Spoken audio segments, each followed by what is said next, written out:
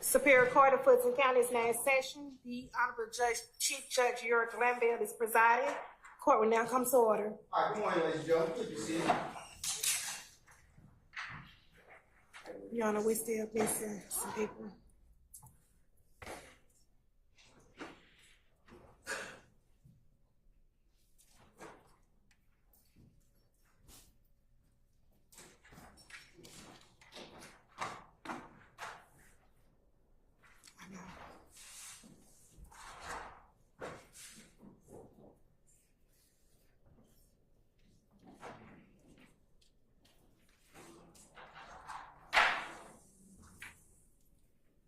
We're still missing the defendants, Williams and Ryan.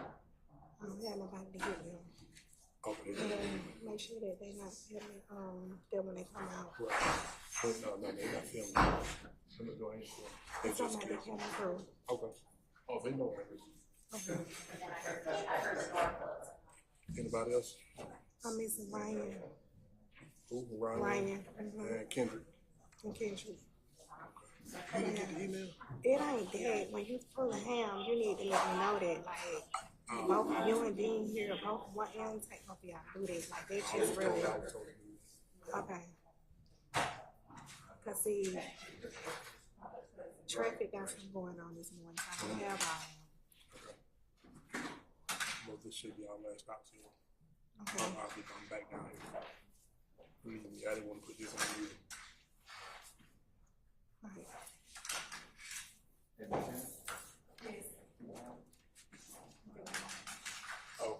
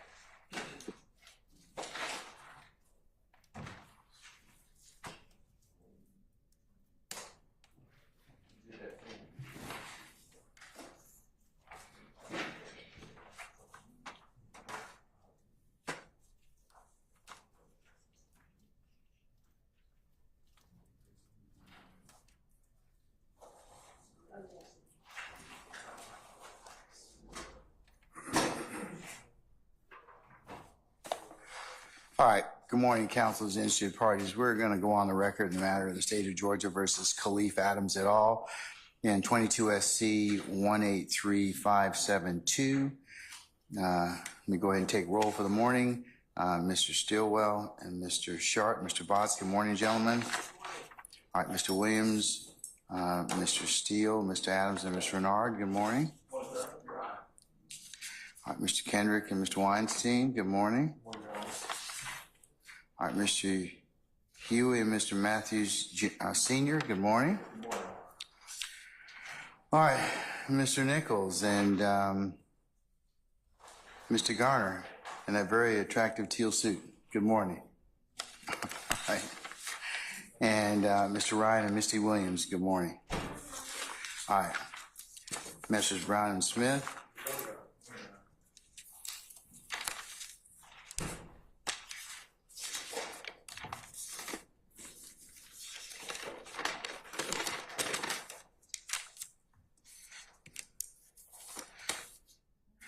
Mr. Atkins, Ms. Love, and Ms. Hilton, good morning. Good morning, Your Honor. All right, we also have some other folks here this morning. Again, madam, I apologize. I don't have everybody's names written down, and I know I should probably know your name at this point in time. Ms. Knight. Ms. Knight, good morning. Mr. Steele, who do you have with you this morning? Your Honor, this is a second year, finishing a second year Georgia State. Does she have a name? Okay, well, that's usually how we start off. Name would be great. Your Honor. Okay. The young lady, next to me is Haley, H-A-L-E-Y, Paul, H-A-L-T-I-W-A-N-G-E-R, Paul Wanger, and she is, I've been able to work with her for approximately a year and a half. We tried cases last year before this case, so 2 years, I got 2.5. We tried cases together, and she is really a rising star in the profession. She's accepted the job starting next fall with the DeKalb County Public Defender's Office for an internship. All right. Ms. Hartlinger, good morning and welcome. All right, and also this morning I have the privilege of hosting criminal justice cluster from Clark Atlanta University.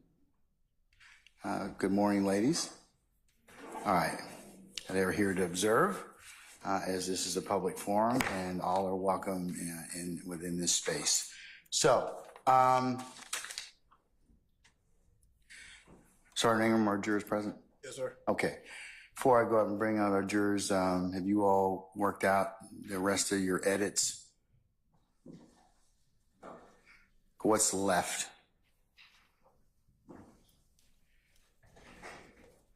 Your Honor, we have nothing from the state about the initial statement, which is July 15, 2015 by Mr. Murphy to Detective Gaither. It's my position. It doesn't come in. This is the issue we raised with the bench. Mr. Murphy said that he's in fear. He specifically said this has nothing to do with Jeffery Williams. Didn't we cover that already, though? Yeah, okay. She excluded. Now I understand the state wants to play all 3 statements. In addition to that, they did not remove, to my knowledge, from the August 18, 2015 Jacoby Hudson statements. And I just don't know how else. I don't Okay, well, let me find out first if they've removed Mr. Hudson's statements. Okay, have you all removed Mr. Hudson's statements that we talked about? Your Honor, I submitted a transcript yesterday that had pages 1 through 30 redacted like we discussed in court yesterday. Okay, so has the corresponding video also been edited? So because the video is choppy, what the state will do is, since we have to play through evidence reviewer, we're going to mute the portions that are redacted, because if you saw yesterday, the video was choppy, so we don't have a redacted video. But based on the timestamps, Your Honor, and I sent a cheat sheet of all the areas that we plan on muting so that everyone's aware of when we're going to start and stop the recording. Now, if Mr. Steele is talking about areas in which Mr. Hudson may have clarified, so for example, there's a portion of the interview in which I believe it's either Gaither or Dennis asks who all was in the car.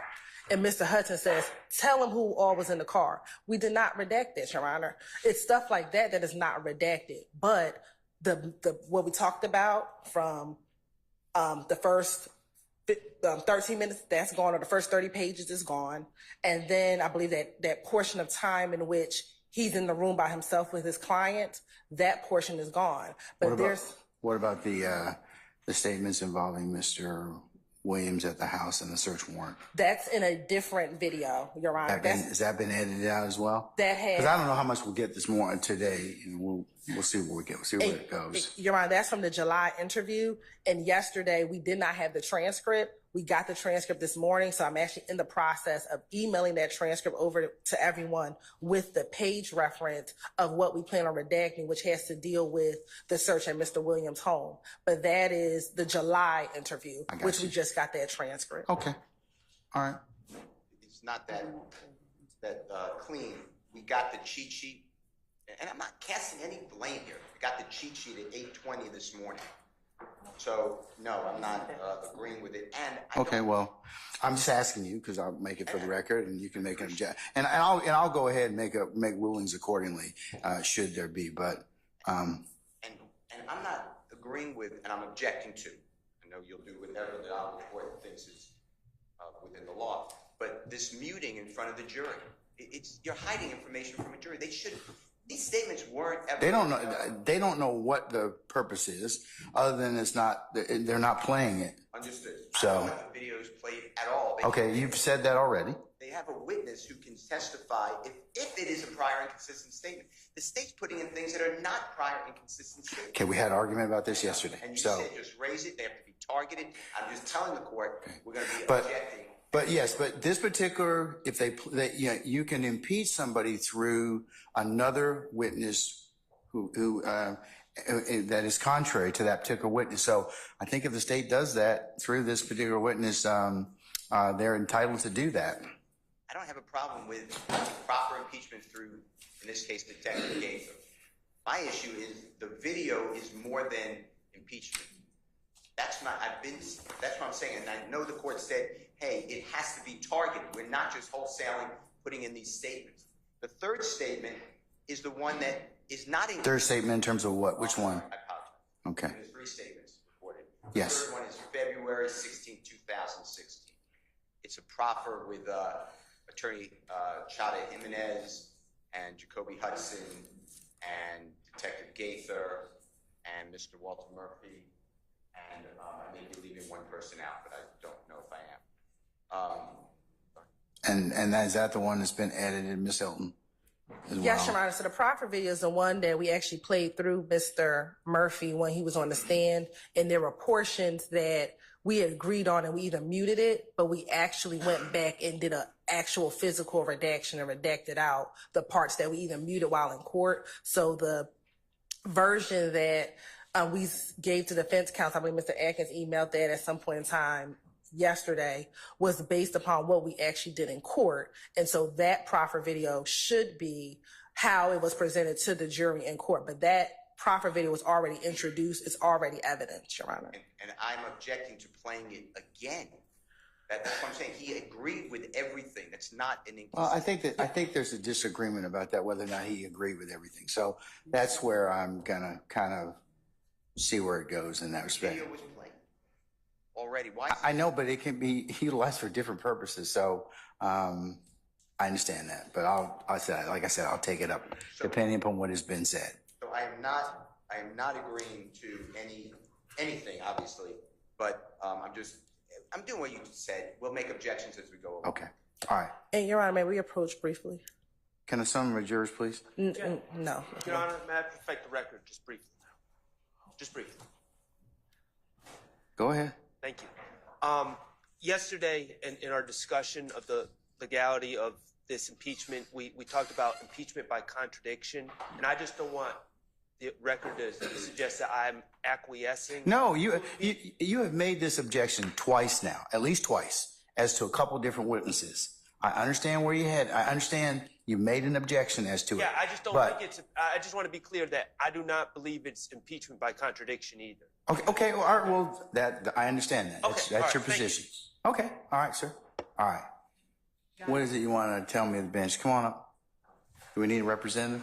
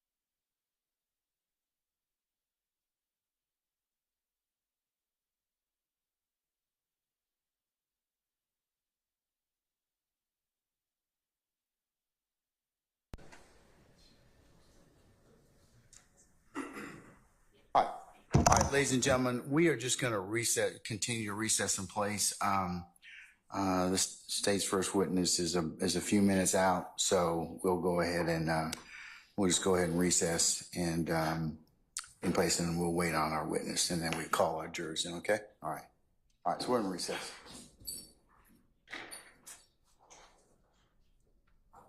Hey, Debbie, you don't mind, we all talk. I'm sorry.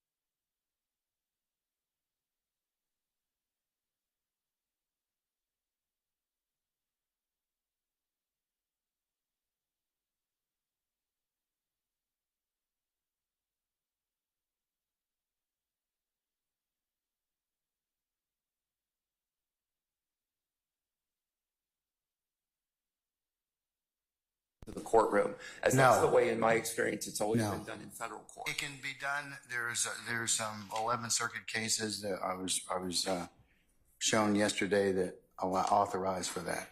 So, I understand that you may be authorized to do that. I was just suggesting that the better practice may be to do it before the jury is present. Mr. Steele asked me that yesterday. Okay, thank you, Your Honor. Yeah, so I'm going to see if they qualify the witness using the Daubert standards in 702, and we'll let you all voir dire the witness accordingly, and then I will make a decision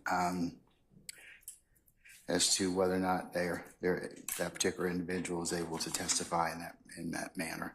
Thank you. Okay? Your All Honor, right. I just get a continuing objection. Yes. I don't believe the case, the 11th Circuit case, I think it's Ware. You're right, it is Ware. Thank you. Okay, all right. I don't believe it says that it's done in front of the jury. It said it wasn't done at all, and you have the discretion to find someone. But I don't. No, it was done, there was no pre-admission. It was done in front of the jury because of the type of case it was. I mean, I think it was firearms or ballistics or whatever else, so. I think the court just made that fine. Anyway, I'm objecting to it being done in front of the jury. I'm objecting not to have it dealt with heard outside the presence of the jury. Can I just have a continuing objection? Because I don't want to do this in front of the jury. Okay, Thank you. all right. Anything else? All right, summon our witness, please.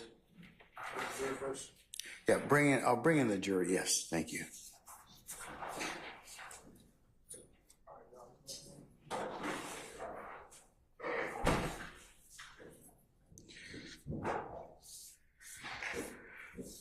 Do you want me to give the limiting instruction? Yes, please. Thank you.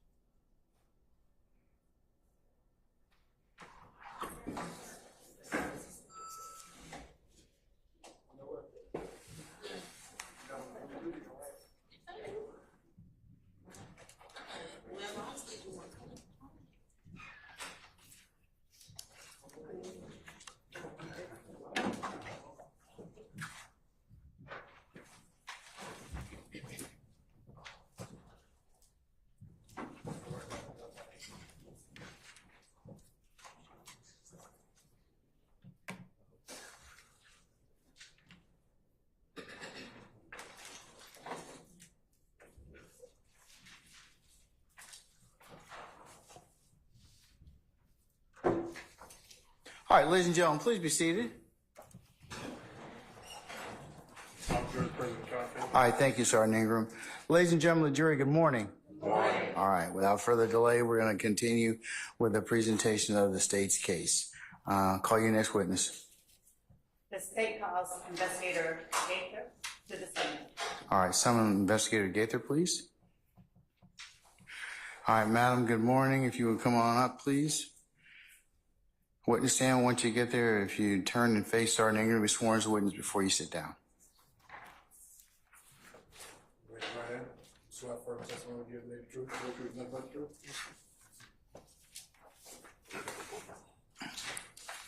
Still the first and last name for the court. Lakia Gaither, Lakeagather. All right. Ladies and gentlemen of the jury, before we hear testimony from Detective Gaither, I'm going to read you an admonition, a limiting instruction, okay? So just bear with me and then we'll go ahead and hear from our witness. You're about to hear testimony from Detective Gaither, who will testify both to facts and two types of opinions and the reasons for those opinions. I will describe all three types of testimony. The first is fact testimony. Fact testimony is based upon what the witness personally saw, heard, or did. The second is opinion testimony based on the specialized knowledge, skill, experience, training, or education of the witness. The third is called lay opinion testimony. As to the testimony about the facts, it's your job to decide which testimony to believe and which testimony not to believe. You may believe everything a witness says or part of it or none of it or all of it. As to the opinion, testimony based on the witness's specialized knowledge, skill, experience, training, or education, you should judge this testimony like any other testimony. You may accept all of it, part of it, or none of it. You should give it as much weight as you think it deserves, considering the witness's knowledge, skill, experience, training, or education, the reasons for the opinion, and all other evidence in the case. As to the lay opinion testimony, this testimony is based on inferences drawn from the witness's direct perceptions and must be rationally based on those perceptions and not on speculation or what someone else has said. You should judge this testimony like any other testimony. You may accept all of it, part of it, or none of it. You should give it as much weight as you think it deserves. When considering lay opinion testimony, however, you should not give it any extra credence based on the specialized knowledge, skill, experience, training, or education as witness. You should also consider whether the witness testified to personal observations or involvement of the fact witness testifying about a lay opinion based on the witness's perceptions or testifying to an opinion based on specialized knowledge, skilled, experience, training, or education. When a witness provides opinion testimony based on knowledge, skill, experience, training, or education, that person may rely upon facts that are not based on his or her personal observations or involvement, but that opinion cannot serve as proof of the underlying facts. The fact that a witness is allowed to express opinions based on a person's specialized knowledge, skill, experience, training, or education should not cause you to give that witness's undue influence for any of aspect of that person's testimony or otherwise influence your assessment of the credibility of that witness. All right, madam, you may proceed. Thank you, Your Honor. And just so clear here, Your Honor, I will be attempting to qualify. Objection, speaking. I'm going to overrule it just for a second, just to see where she's headed. Okay, Mr. Steele? All right. The order of the questioning will be first as an expert and then as So you're gonna qualify? I'm going to. Okay, all right. Yes. All right, go ahead. Thank you, Your Honor. Good morning. And is it still Detective Gaither? No. Good morning. No, good morning. Thank you. Now, are you retired Yes. from police work? Yes. Would you tell the jury what kind of work you currently do? The microphone on, please. Which one? The one you're standing. I'm afraid it's already on. Yeah, if you can speak into it, Miss Lowe. Thank you. I don't think it's working, but I will speak up. I heard it. If you stand next to it, it'll pick up. Detective Gaither, if you could just also speak in the microphone. Yes, we'll sir. be able to hear you. Okay, thank you. Would you tell the jury what kind of, are you still in law enforcement? No, ma'am. And how long has it been since you left law enforcement? 4 years. Did you retire from law enforcement? Yes. How long did you work in law enforcement? Almost 19 years. Would you please tell the jury where you're originally from? Chicago, Illinois. What part of Chicago, if any particular part? Objection, relevance. Your Honor, Overruled. go ahead. South side of Chicago, Inglewood community. And is Inglewood E-N-G-L-E? E, yes. W-O-O-D? And did you grow up in Inglewood, in the Inglewood community of Chicago? Yes. So did you go to grade school and high school there? Yes. What high school did you attend? Bowen. B-O-W-E-N. Bowen. And I'm standing over here, so Yes. the last year in here. While you were Overruled. Just go ahead. Go ahead. While you were growing up in Inglewood, were there any gangs in your neighborhood, as you understood them to be? Overruled, sir. Yes. And did you know about them while you were growing up? Yes. How did you know about them? Just friends, going to school, gang members, the community. In Chicago, gangs, it's kind of like culture. So you're very aware of gangs at a young age. Now, when you say it's kind of like culture, would you explain to the jury exactly what you mean?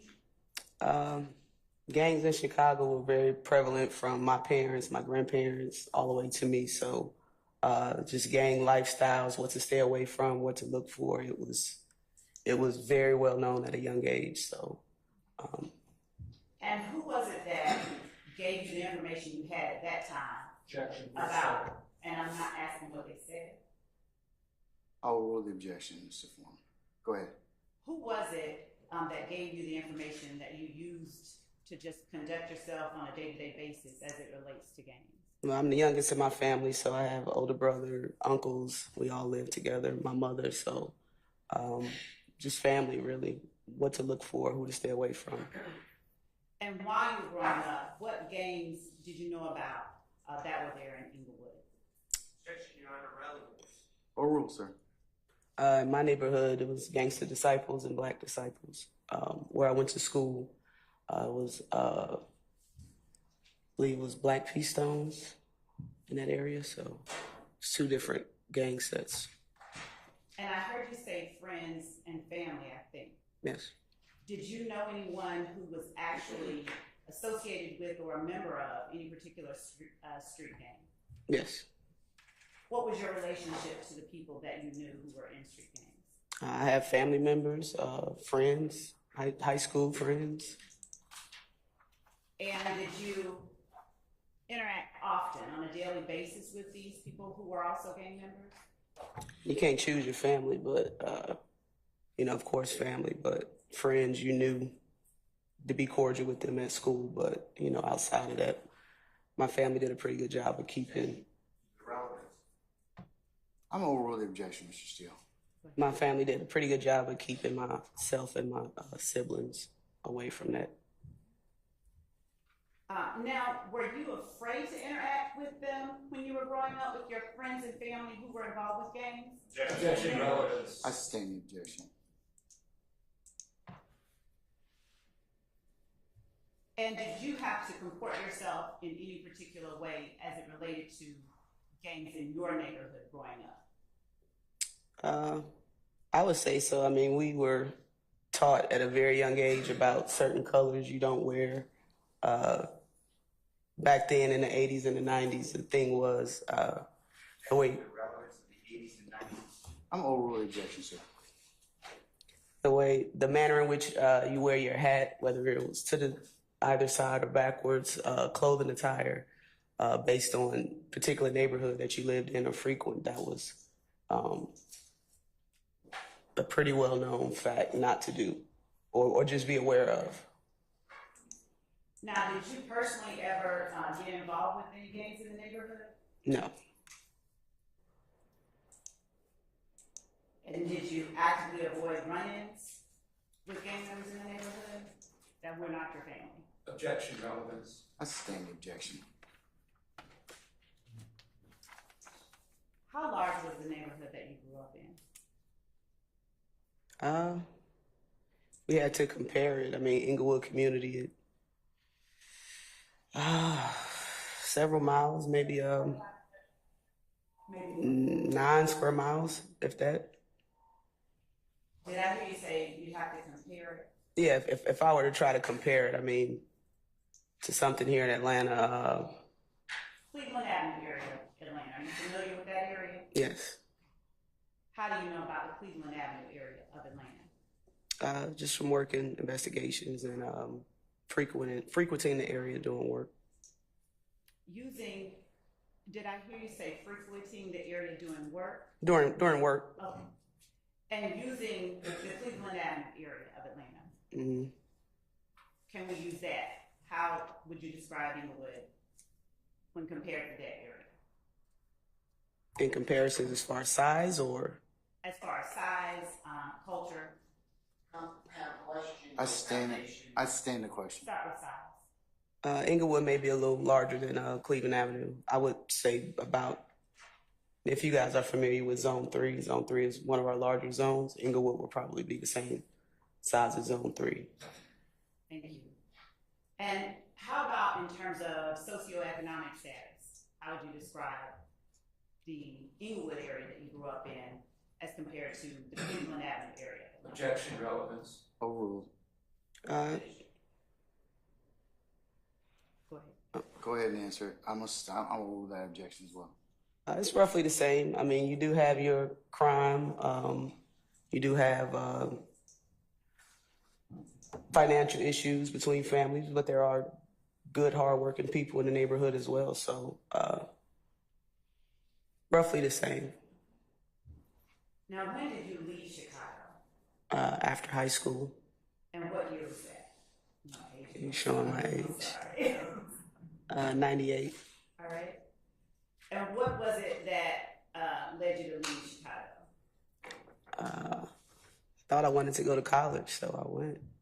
So where did you go to school? In West Virginia. What school in West Virginia? West Virginia State College. Now you said you thought you wanted to go there. Did you know growing up that you wanted to go to college? No. Overruled. No. At West Virginia State College, did you declare a major? Objection, relevance. What was your major? Criminal justice. Did that major have anything to do with the neighborhood that you grew up in or your contact? Relevance. Why did you choose criminal justice? I'll sustain the questions to form. I'm overrule the objection, Mr. Sharp. Why did you choose criminal justice? I have no clue. I mean, I never wanted to be law enforcement. I grew up watching the TV shows, Law and Order, Cops. I thought it was interesting, but I didn't have the desire to be a police officer. Now, did you graduate? I did not. All right. Why did you leave before graduating? Financial reasons, in school and at home. Where did you go when you left West Virginia State? Atlanta. And what year was that? 2000, late 2000. How old? Never mind, I'm not going to I'm do it. done. When you got to Atlanta, what did you do in terms of employment? I think I worked a retail job for a short period of time. Did you do something different after that? APD, Atlanta PD. All right. What made you apply with the Atlanta Police Department? What made you choose that particular agency? Honestly, I was just giving a friend of mine a ride down to Atlanta Police headquarters to apply. And he suggested that I come in and apply as well. So there was no intention of doing it. All right. Now, once you applied, did you have any idea what role you wanted to play in the police department? No.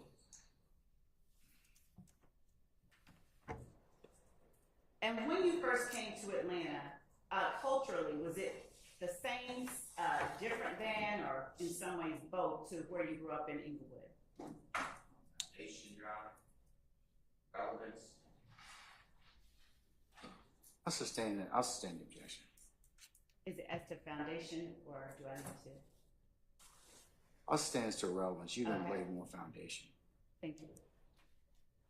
When you first came to Atlanta, did you personally, at that time, know about any gangs in the city of Atlanta? No. And did you personally, at that time, recognize any signs of criminal street gang activity in the city of Atlanta? No.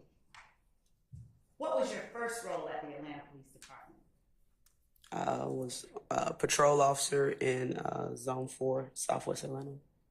What parts of Atlanta made up Zone 4 at that time? West End area, Cascade, the northern part of Martin Luther King, the western part of Martin Luther King, Fairburn Road, parts of Camp Creek, Campbellton Road. Now, as it relates to Zone 3, where was Zone 4 situated in Atlanta? Were they next to one another, separated by another zone, or something different? Parts of Zone 3 do border Zone 4. If you're down on the eastern end of Zone 4, like around Lee Street, West End Mall area, that borders the western part of Zone 3, Mechanicsville, Pittsburgh neighborhood, Deal Avenue. And outside of that, everything else is kind of on the opposite side. Zone 6 is the other side of Zone 3. Okay. And so, was it your testimony that the Mechanicsville, Pittsburgh, and Deal Avenue area of zone? I'm trying to get clarity. I'll Clarity for the question. overrule the objection, sir. Were those areas, the Mechanicsville area, Pittsburgh area, and Dill Avenue area, in Zone 3? Yes. And did they abut Zone 4? Lee Street was basically the border between Zone 3 and Zone 4. So Lee and Abernathy was kind of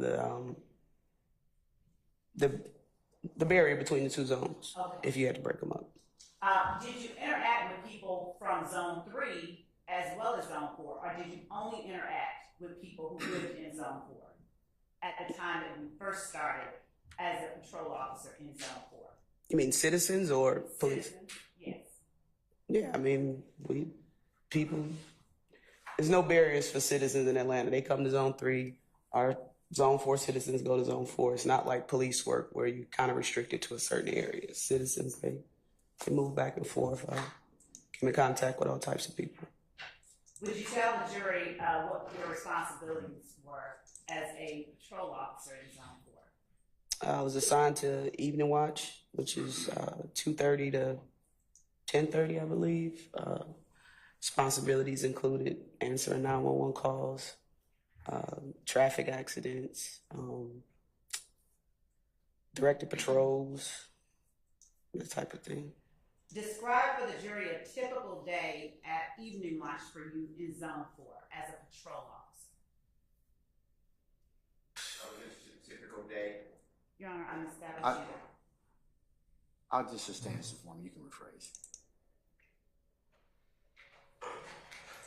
Was there any one particular duty that you performed more often than any others as a patrol officer in Zone 4 on evening watch? Well, evening watch was the busiest time of day for police officers. So by the time I got to work, we would have a bunch of calls in attendance, calls holding for officers to respond to. So the first several hours of my day would be trying to knock down our pending of all the calls that came in previous before I came to work. So Say that last part again. I didn't hear you. The first part of your day was what? was trying to help with the pending calls that were calls for service that were just sitting in the queue waiting on officers to respond to. So the first half of my day was that, just trying to get the pending down. We would come in and it would be 30 calls in the pending back then. So and the second part would trying to play catch up until you learn how to work your day. All right. Now, as a patrol officer, did you actually investigate cases that occurred in Zone 4, or did you only respond to the cases? No, my responsibility was a first responder, which is when someone calls 911, the first officer that responds to your house or whatever scene that the call was. I would take the initial report, and if it needed to be forwarded to a detective or an investigative unit, it would then be forwarded to that unit. And what was the difference in what you did as a patrol officer and what the investigator would do with that same fact circumstance that you handed over? Really, I was just the initial responding officer to gather whatever preliminary facts about whatever case or incident it was, and document that, and that would then be forwarded to the investigator to further look into it, investigate the crime. As a first responder on evening watch in Zone 4, how often did you have personal contact with the citizens of Zone 4?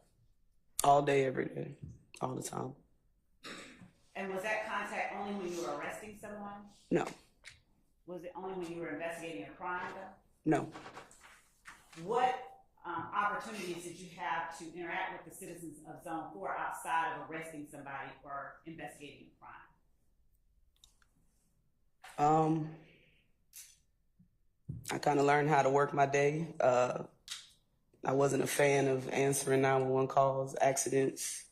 So I just kind of became proactive, where I would get out in our high crime areas, places where we knew people would loiter. I would just get out, talk to people, and, if I was able to make an arrest, I would. If not, just getting to know who was on my beat and the beat surrounding my beat was really my day. And by doing that, that kind of took me away from having to answer 911 calls. Now, Sorry, Ms. Love, one second. Is your microphone on? This one? Yes. It's on, but I think that the battery is dead. I turned it on, it's on, there's nothing. What kind no light. of battery is that?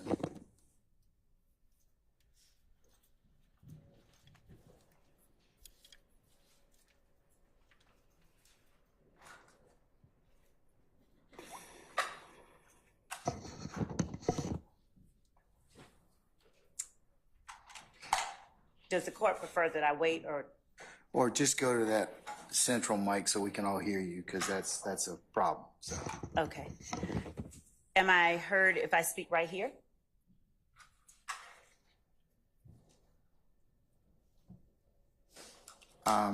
Not as well as you probably will in the central mic. Hold on, we're gonna see if it's working.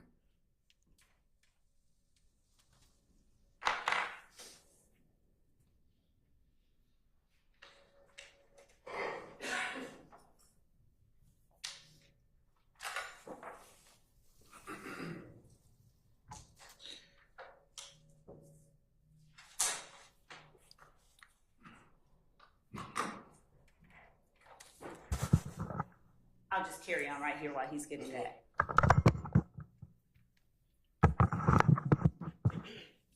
Thank you. Is this better? Yes. Okay, thank you.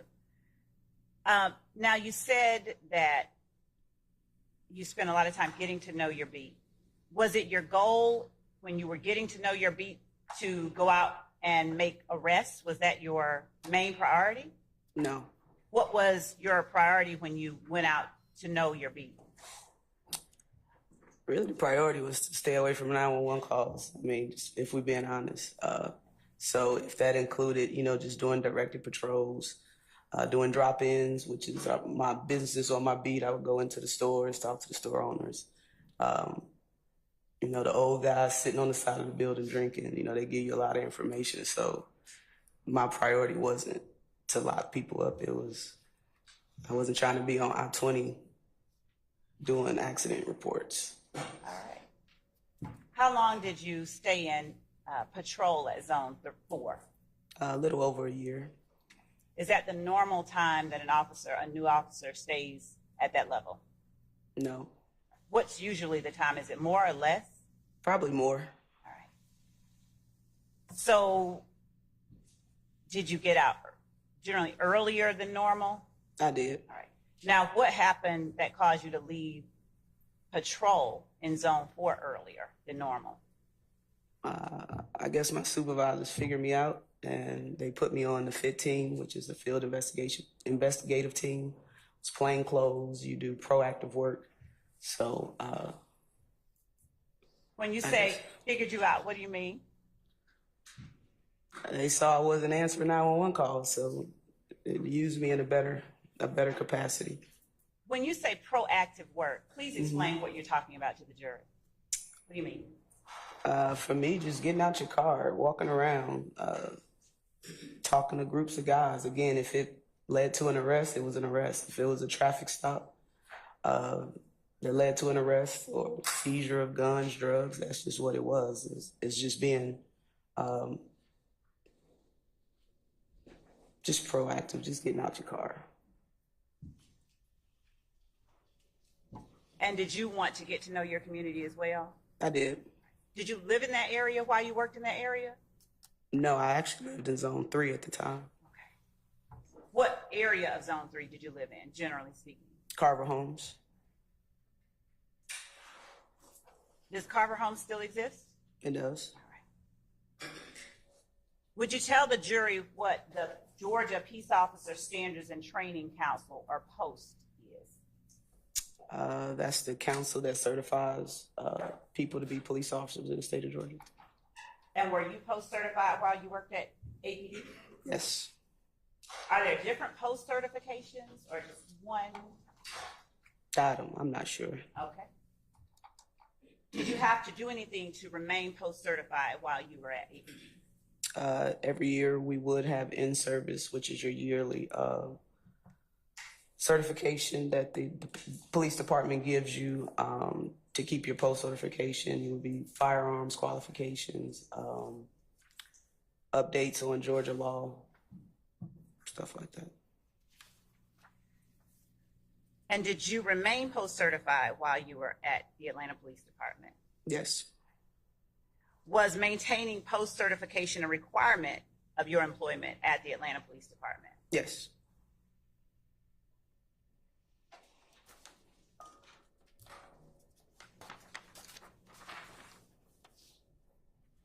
When you said you were assigned to the field investigations team, when exactly did you start in that group?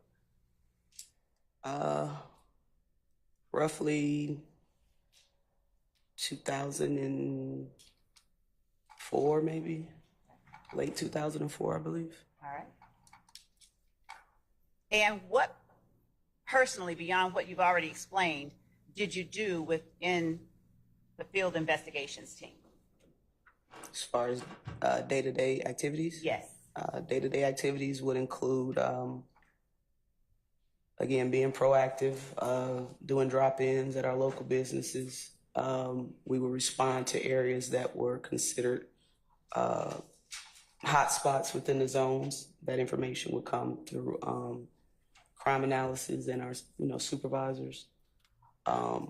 We would do low-level narcotics buys.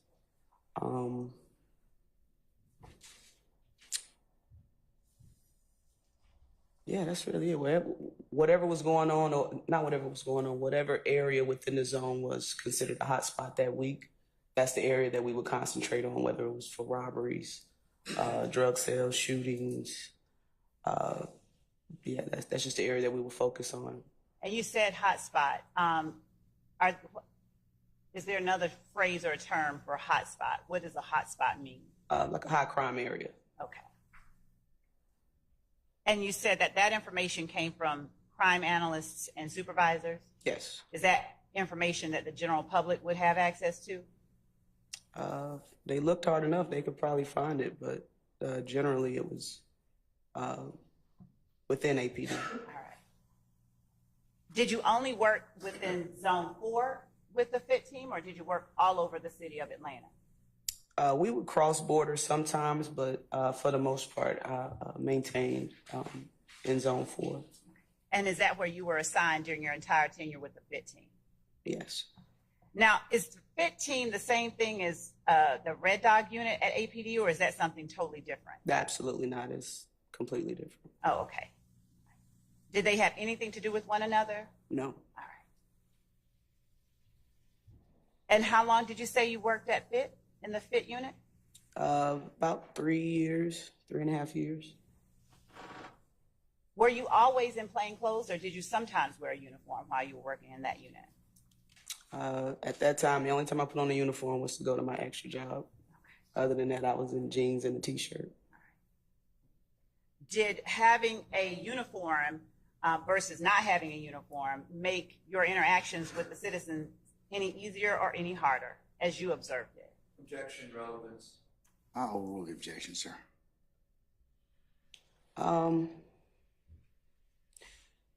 My experience, I felt like the uniform kind of was a distraction. A lot of people would just look at the uniform, like they wouldn't look at the person. I'll rule the objection, sir. They would look at the uniform and not the person or what you were saying, so it became a lot easier for me just to even maneuver to get to talk to certain people in plain clothes, jeans and a t-shirt. It was a lot easier than the uniform and a patrol car. And as a FIT officer, did you investigate crimes, or did you respond to crimes, or did you do some hybrid, both? We did both. The high priority calls like the shootings or robberies, we will respond to, but we did conduct a lot of our own investigations. And during your time in the FIT team, to your knowledge at that time, did your investigations ever involve gang activity that you knew of at that time? not from what my idea from where I grew up was actual gangs. So during that time, 2004 to 7, 8, no, I didn't. That wasn't my focus. I wasn't necessarily paying attention to it. So I didn't, obviously, because I didn't recognize anything that I was familiar with as far as gangs in Atlanta. So. And again, what is it that you were familiar with or that you were looking for or would have expected to see as it relates to gangs to tell you that there's gangs here in Atlanta at that time? Mm-hmm. Probably the graffiti, the manner in which, you know, people wore their clothes or their hats, the hand signs. That just wasn't, you know, I wasn't focused on that because it wasn't, I didn't see those familiar signs here in Atlanta that I knew of. Doing the math, if you stayed with FIT about 3.5, 4 years, did you leave in 2007? Yes. And what happened? Why did you leave the FIT team? I was asked to go to the gang unit. What year did you start in the gang unit at the Atlanta Police Department? 2007. When you first joined the gang unit, what was your position there? Well, I was an officer. Were there both officers and investigators in the gang unit? Well, it was myself and one other officer, and the rest were detectives. Would you tell the jury at that time what difference there was between an officer and an investigator in the gang unit? Was it the same as? Money. Oh, okay. All right. So even as an officer in the gang unit, unlike as a patrol officer, in the gang unit, would you actually begin to investigate your own cases? Not initially. I mean, I didn't really know what I was doing. It was just, you go to the gang unit, you have more freedom and access to move around the city, learn different parts of the city. So, you know, I didn't know much about gang investigations. I knew how to investigate a little bit just based on my time on the Zone 4 FIT team. So I just kind of reverted back to what I knew, which was being proactive and not necessarily working gang investigations because I wasn't aware of how to do it. And you took me to the very next question. At that time, by the time you had reached the gang unit, when you first joined, had you had any formal training in criminal street gangs? No. Had you had any formal training in identifying or investigating criminal street gangs before joining the gang unit? No, I didn't. Do you know why you were assigned to the gang unit when you had no formal training in either gangs or criminal street gang activity? Objection, false or speculation. I sustain the objection.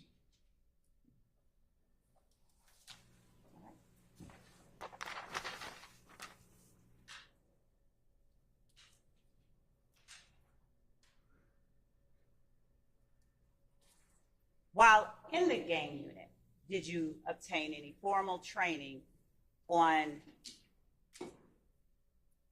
criminal street gangs in Atlanta? Yes. Now,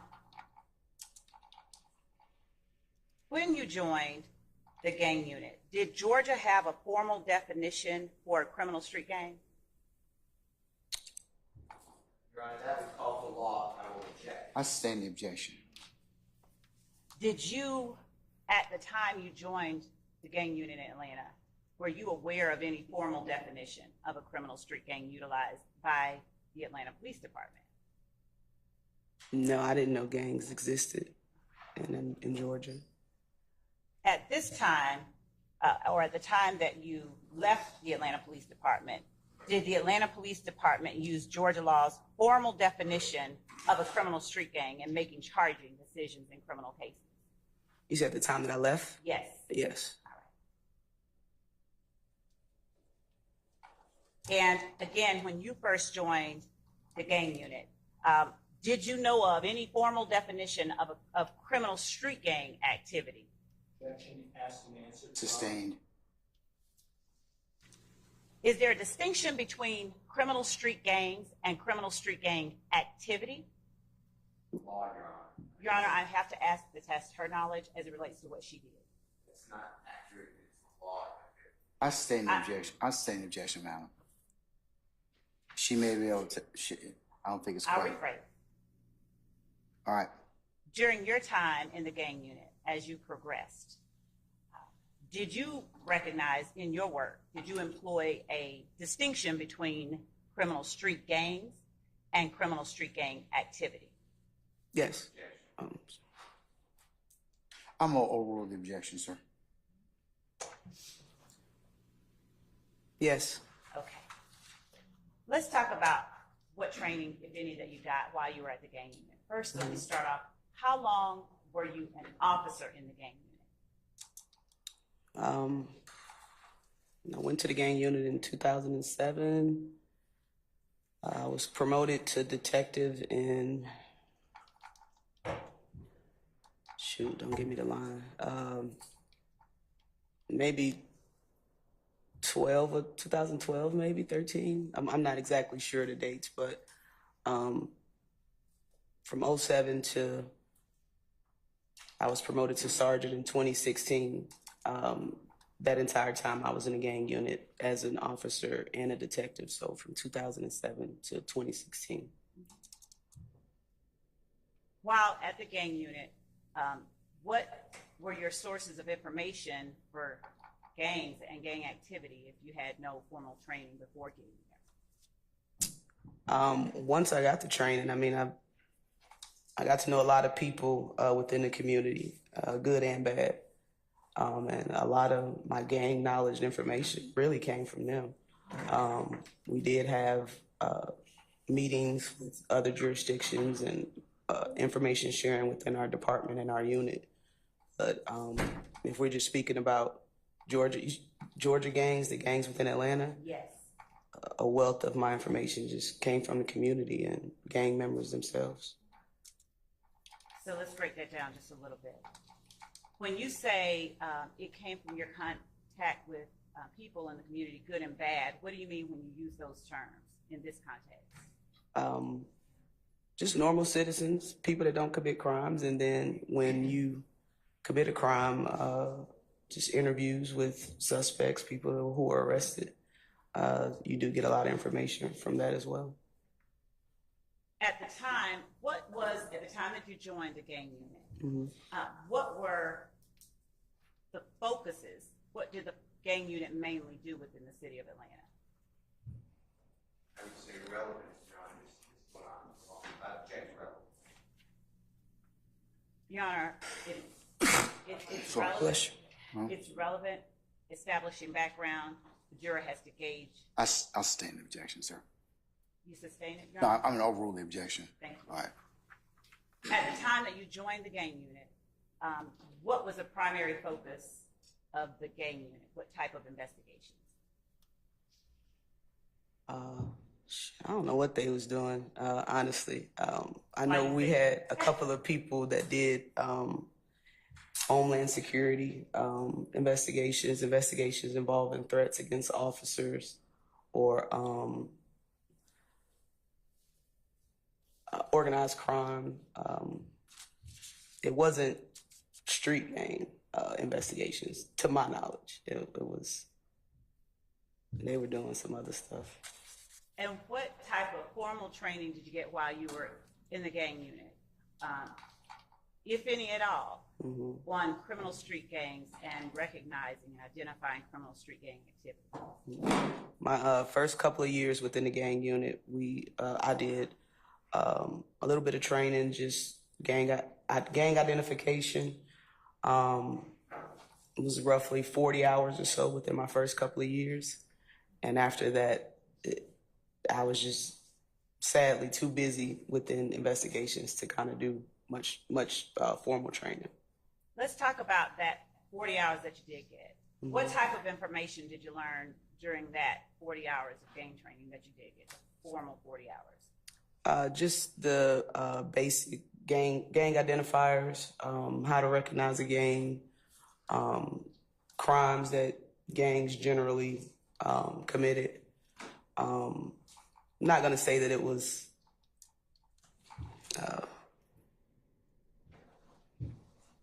worth anything, but a lot of the instructors were not from Atlanta or worked the Atlanta area, so a lot of the information was really general. loosely based on national criminal street gangs, the traditional gangs. Were you educated about the laws of the state of Georgia in that training? And Yes. were you educated about how to apply the laws?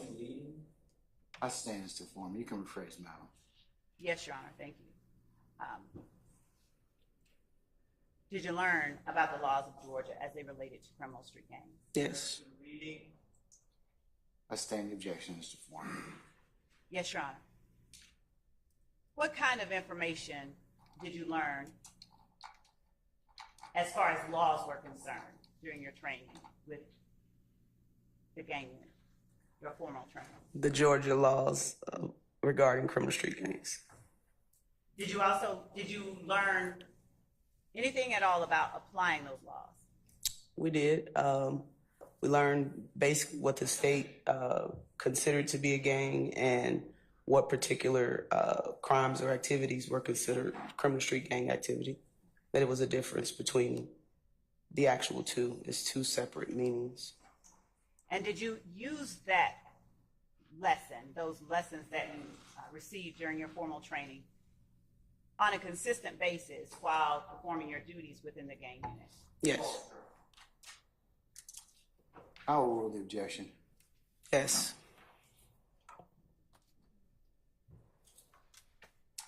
Did the gang unit that you described when you first went there doing different things, did it continue operating in that manner, or at some point did it shift its focus? Definitely think it shifted its focus roughly 2010 or so. What types of things led you to recognize a shift in the focus of the gang unit? During our daily activities or investigations of various crimes that were not initially considered, gang related, we began to see identifiers of gangs now operating in the city of Atlanta. We would see graffiti. At that time, social media became more. Sir, you have an objection, sir? Basic. History is irrelevant. History is irrelevant. The witness understand. Her background is quite. It's relevant, sir. I'm going to overrule your objection, okay? You may have a continuing objection, sir. Please continue. Social media started to become a thing. It was new. It was new to us. So we did rely on a lot of social media information to the intelligence gathering. Our local gang members at the time would bolster their gang affiliations on social media, which kind of, was surprising to us because we really hadn't seen that before in that manner. So around that time is when we kind of start putting the pieces together with people that we had already previously identified for particular crimes throughout the city. They were now identifying themselves as part of whatever particular gang. When you said that you began to. Testimony, Your Honor. Let me hear the question first. When you said that you began to recognize identifiers, what was it that allowed you and the other members of the gang unit that you worked with to recognize things that you had not recognized before? I'm going to allow it, Mr. Steele. You may answer. Well, definitely the training that we had received and the understanding of, my understanding of the law. We would see kids wearing T-shirts and hats and stuff with acronyms and words under it, and the involvement that we had within the community to just get out and talk to people or ask, what does that mean? They were pretty proud about, telling us what it was and what it meant. We're not asking us to listen. Yeah, I'm going to overrule the objection. Overruled. Overruled. Did you get those people, Christina? Okay, all right. You may continue. So you said that they would talk to you. Overruled, sir. Please continue with what you were saying. I don't even know what I was saying. I'm sorry. You said that they would, the people. Did you say Overruled, sir. that the people that you interacted with would talk to you? You were saying Correct. how you were describing your interaction. Correct. Yeah, just getting out talking to folks, not just people you're arresting, but just normal citizens within the communities, grandmas and uncles who. That I'll sustain. In terms of beginning to recognize signs of criminal street gang activity, what else, if anything, allowed you to recognize things and signs that you had not recognized before, besides training, formal training? Yeah, definitely the different clothing that we would see. Certain people start to wear. The social media with the post, and you can add a caption to it. A lot of that during that time was, this is my gang, and hand signals that we weren't accustomed to seeing. Graffiti throughout the neighborhoods. At the time, 2011, 10, 11, 12, we had a lot of school fights that really weren't a thing before. Because during our daily duties, we would respond to a lot of the schools to try to do preventative gang work. So we did see an uptick in, I don't want to say gang fights, but two groups of kids fighting. We would see that. And when you were involved in working in the gang unit, did you consider it a crime to just simply be in a group wearing the same shirts as you described earlier?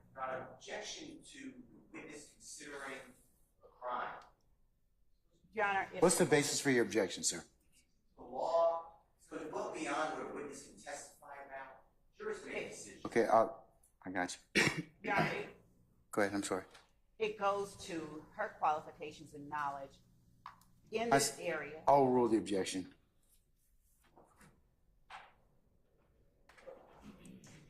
You may answer the question now. I'm sorry, what was the question again? I apologize. And when you were involved in working in the gang, did you consider it a crime to just simply be in a group wearing the same shirts as you described earlier? No.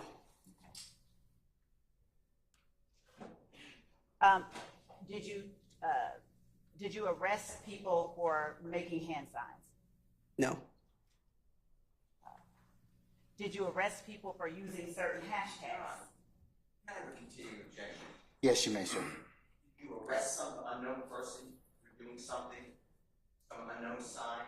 Your Honor, I object. She's got to lay a foundation, so you can object. I'll go ahead and make it a continuing objection. Okay. And there's no foundation for an arrest. Nothing to do with qualification. Overruled, sir. Your Honor, I'm going to object on grounds of relevance. Overruled, sir. when you were describing what you saw and recognized as signs of gangs appearing, what other signs did you see besides the ones that you just described to the jury?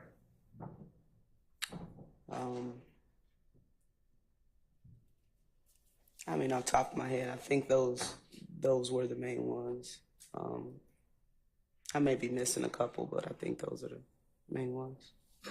Did you ever hear any language that was used by groups of people consistently that was sort of different from the average? Invade and hearsay. I'll sustain as to leading. The other two I'll overrule. So you can rephrase, please. Thank you, Judge. Were there any linguistic styles that you noticed as signs of gang presence? Yes. Describe what you mean when you say yes. We, at the time, again, social media was a very informative tool that we used. You would see gang language from Bloods to Crips, the usage for Bloods not using the letter C. So they would cross out certain letters that were synonymous to rival gangs, like the Crips, and replace it with the B or an X. We would see Crips doing the same thing. They wouldn't use the letter B in language that in raps, hashtags, captions, even on graffiti. We would see graffiti being crossed out if in certain neighborhoods that we knew a particular gang operated in, we would see the next day they have an X through it.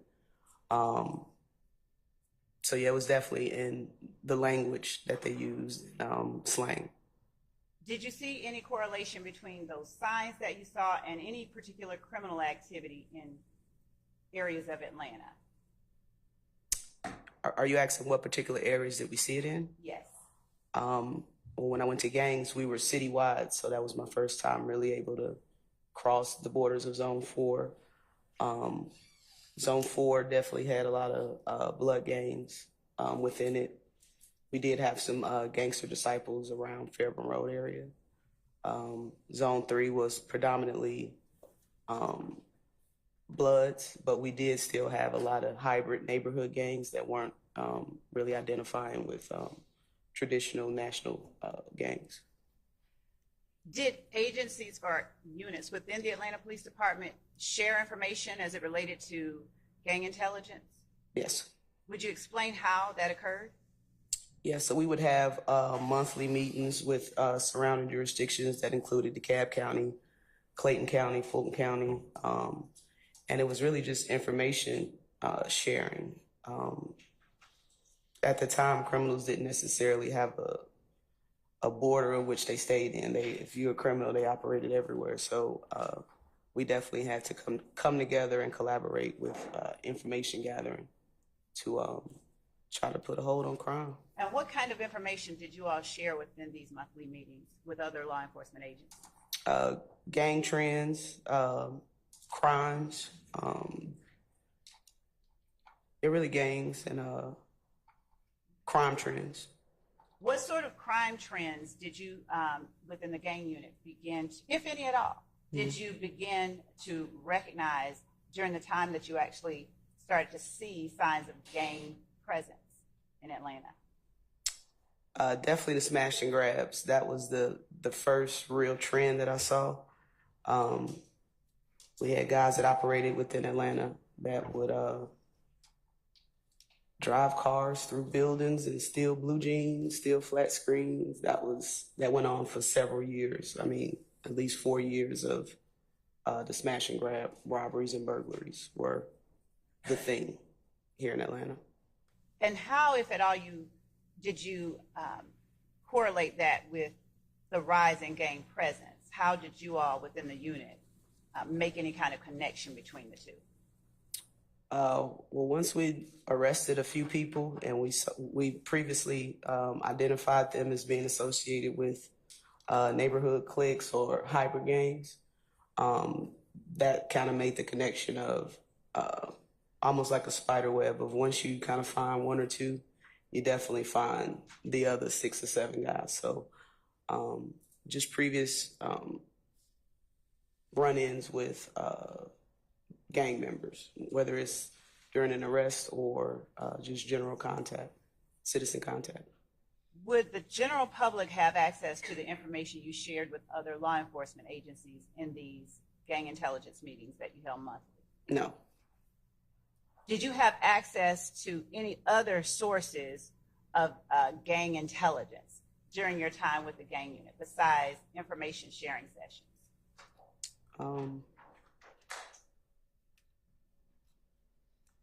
I can't think of any right now. When you made arrests in certain crimes, did you all collect evidence that contained anything that informed you about gangs? Like, yeah. And what type of evidence? We would later on we started finding a lot of gang Bibles, which are basically their bylaws that the gangs operate off of. We would find, again, like I stated, the T-shirts and the hats with gang insignias and markings on them.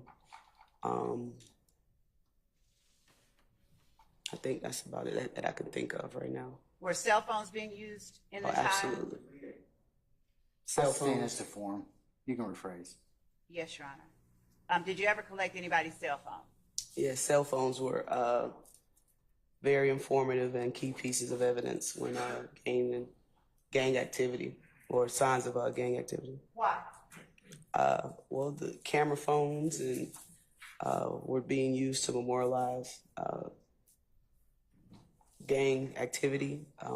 If a person was arrested and there was probable cause to search their cell phones, we would apply for search warrants, get that information back from cell phone companies, and do a search of the actual phone, and we would find a lot of evidence regarding gang activity. Did you ever get search warrants for other things like social media? Yes. What was the purpose for getting a search warrant for a social media site? Foundation for the question. I stand the question. You lay a little more foundation. Why were y'all interested in people's social media sites? Just based on the information that the user would put out. If our focus was gang, did somebody say something? If our focus was gang activity, our local gang members were making it known to put it on social media so it could be displayed to the public. So it was definitely a key piece of evidence that we wanted. There would also be direct messages, which is like a DM feature within social media where you can communicate with anyone who was on your page, whether they were local or from around the world. And that information was very key in gathering information about national street gangs and the traditional gangs that were not operating in Georgia at the time. We did get a lot of information from the direct messages and text messages within cell phones. Was the information you were able to get when you got a search warrant any different than that anybody could look at on a public site? No, direct messages are private. It's just between the two users. Unless the person, displays the message, it's just between those two users. So did the general public have access to that information you were able to obtain about gangs through social media search warrants and the like? No. I'll sustain the objection. Ms. Love, I think we're in need of a break at this point in time, as I understand it. I have it on good authority. Yes, Ladies and gentlemen, let's go ahead and take a recess until 11 o'clock. We'll come back, okay? All right. All rise.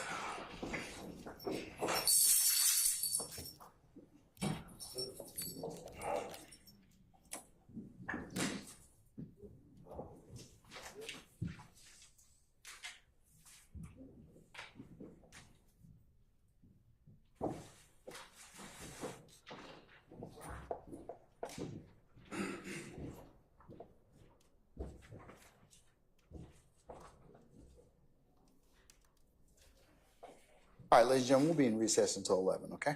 All right.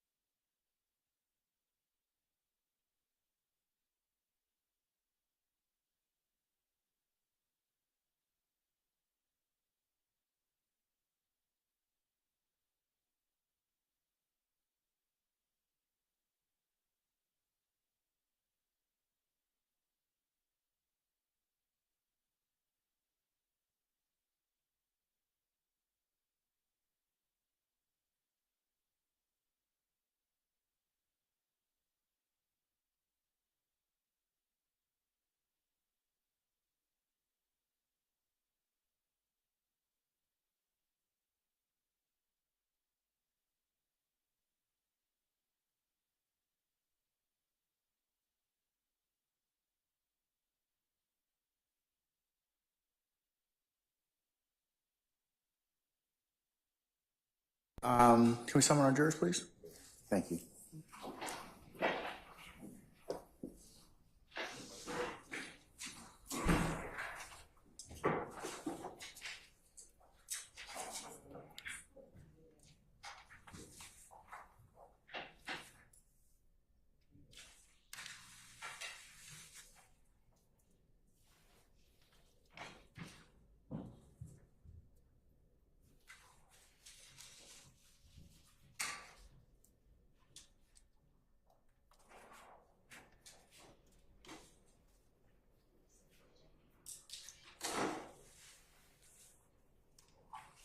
All right, for sure.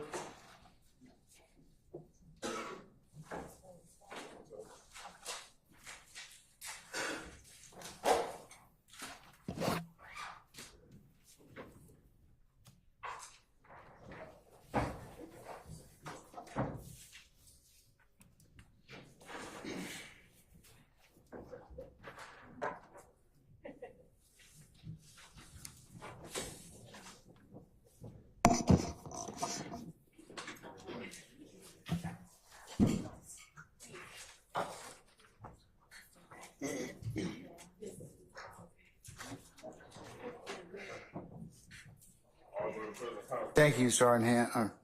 Ladies and gentlemen, please be seated.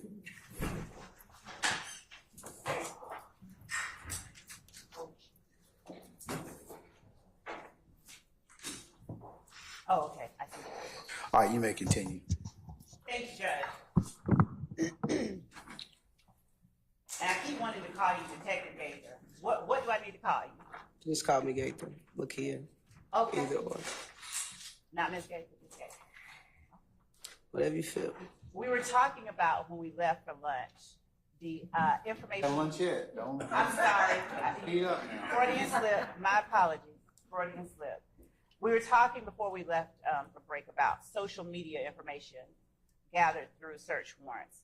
How many social media accounts would you say you've had access to over the years during your time with the gang unit? You mean looking at others or my own? No, where you got a search warrant to look at social media accounts to help you learn more about anyone's participation in particular activity. We started with the social media roughly 2011 or so. We really started getting in depth with it. So from 2011 to really when I retired in 2020, probably hundreds, honestly. It's a lot. And was it from only one site, or did that No.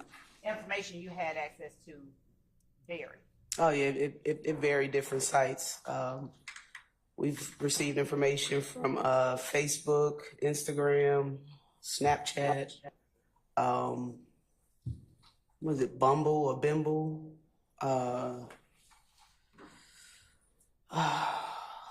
Not familiar with the TikToks.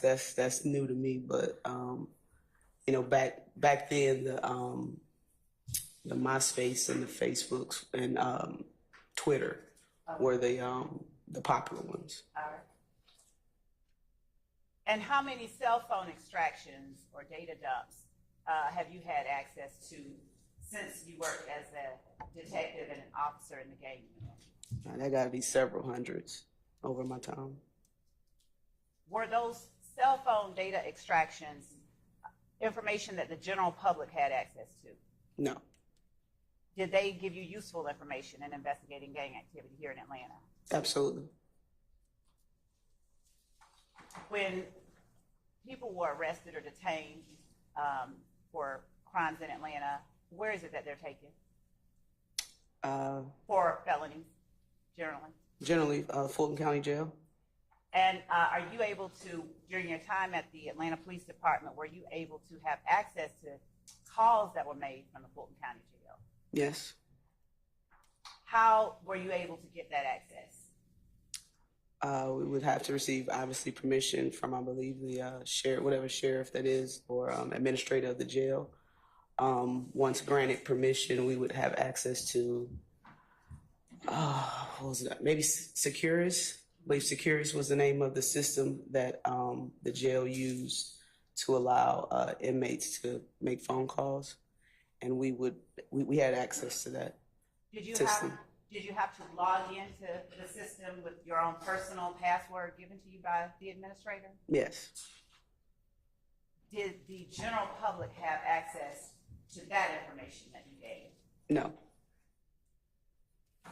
And what kind of information, if any at all, did you get from jail calls while working in the gang unit? Jail calls were very important as well, especially the ones that were made really early on when a person was arrested. Basis. No foundation, I don't have any of these jail calls talking about. Oral, sir.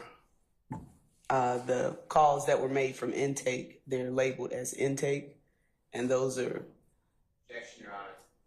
The individual case, I object. I overrule your objection, sir. You can get Is that a continuing objection? You may, sir. The intake calls for us were the most raw and important ones, because that's when the person's, first getting to the jail, they're calling whatever loved one or person they want to talk to, and generally you get the most information from that. Basis, sir.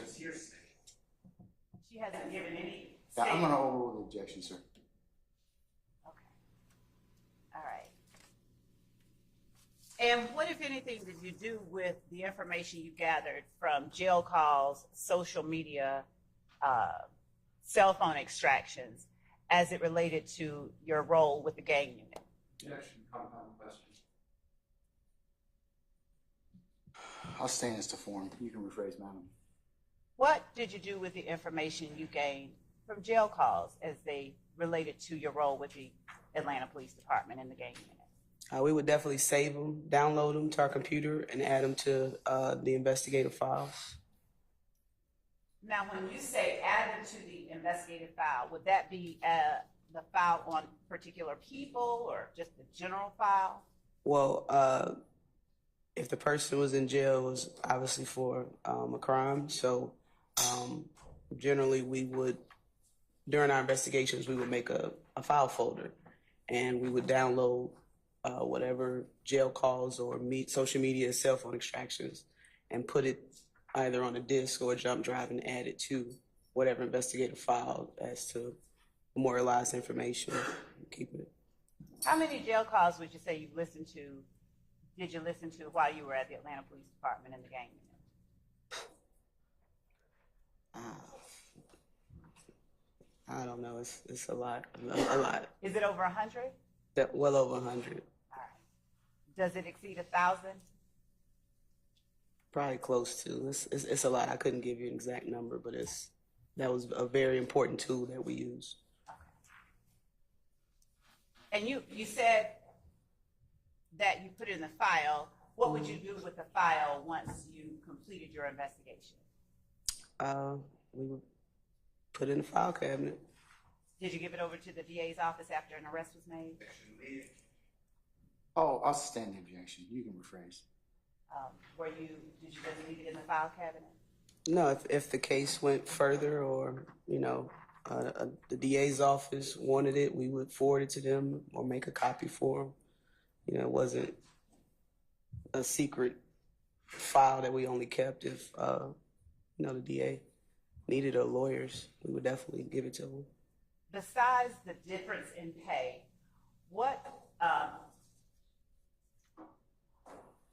other differences existed between your role that you served as an officer in the gang unit and your role that you served as an investigator in the gang unit? There's no difference. So what was it that got you promoted? Got anybody promoted? Take the test and you pass, you're promoted. Did experience have anything to do with it? Like your time in the gang unit? Well, you couldn't apply to be a detective. I believe you had to be on for, at the time, maybe 5 years, like 4 or 5 years. You had to be employed for the department before taking the test. So as an officer with the gang unit, would you do any more or the same type work that you did as an officer, say, in patrol or with the FIT team as far as investigations were concerned? It was more closer to the 15 work. You know, patrol, I just erased that part of my life. I just wasn't doing that. But it was closer to 15 work rather than patrol. Were there any particular parts of Atlanta that you had more interaction with as related to the other parts of Atlanta during your time with the gang unit? Did you focus or concentrate on any area at all? One of the most crimes were Zone 3, 1, and 4. So we did a lot of work in probably Zone 3 was the most. I mean, it was really all over the city, but Zone 3 and Zone 1 and 4 were the hot zones for crime. Did the information that you were able to gather during your time as a patrol officer and as a fit officer serve you in any way while you were at the gang unit? Absolutely. In what ways?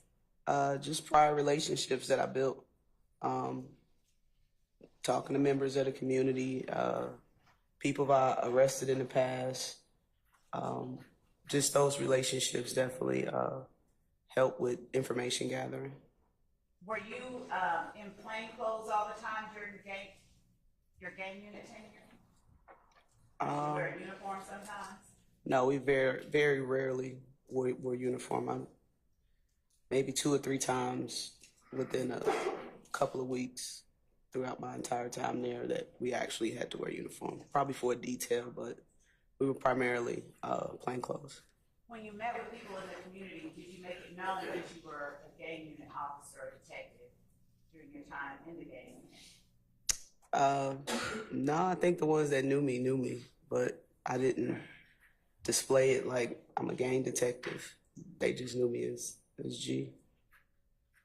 They call you what? G. G?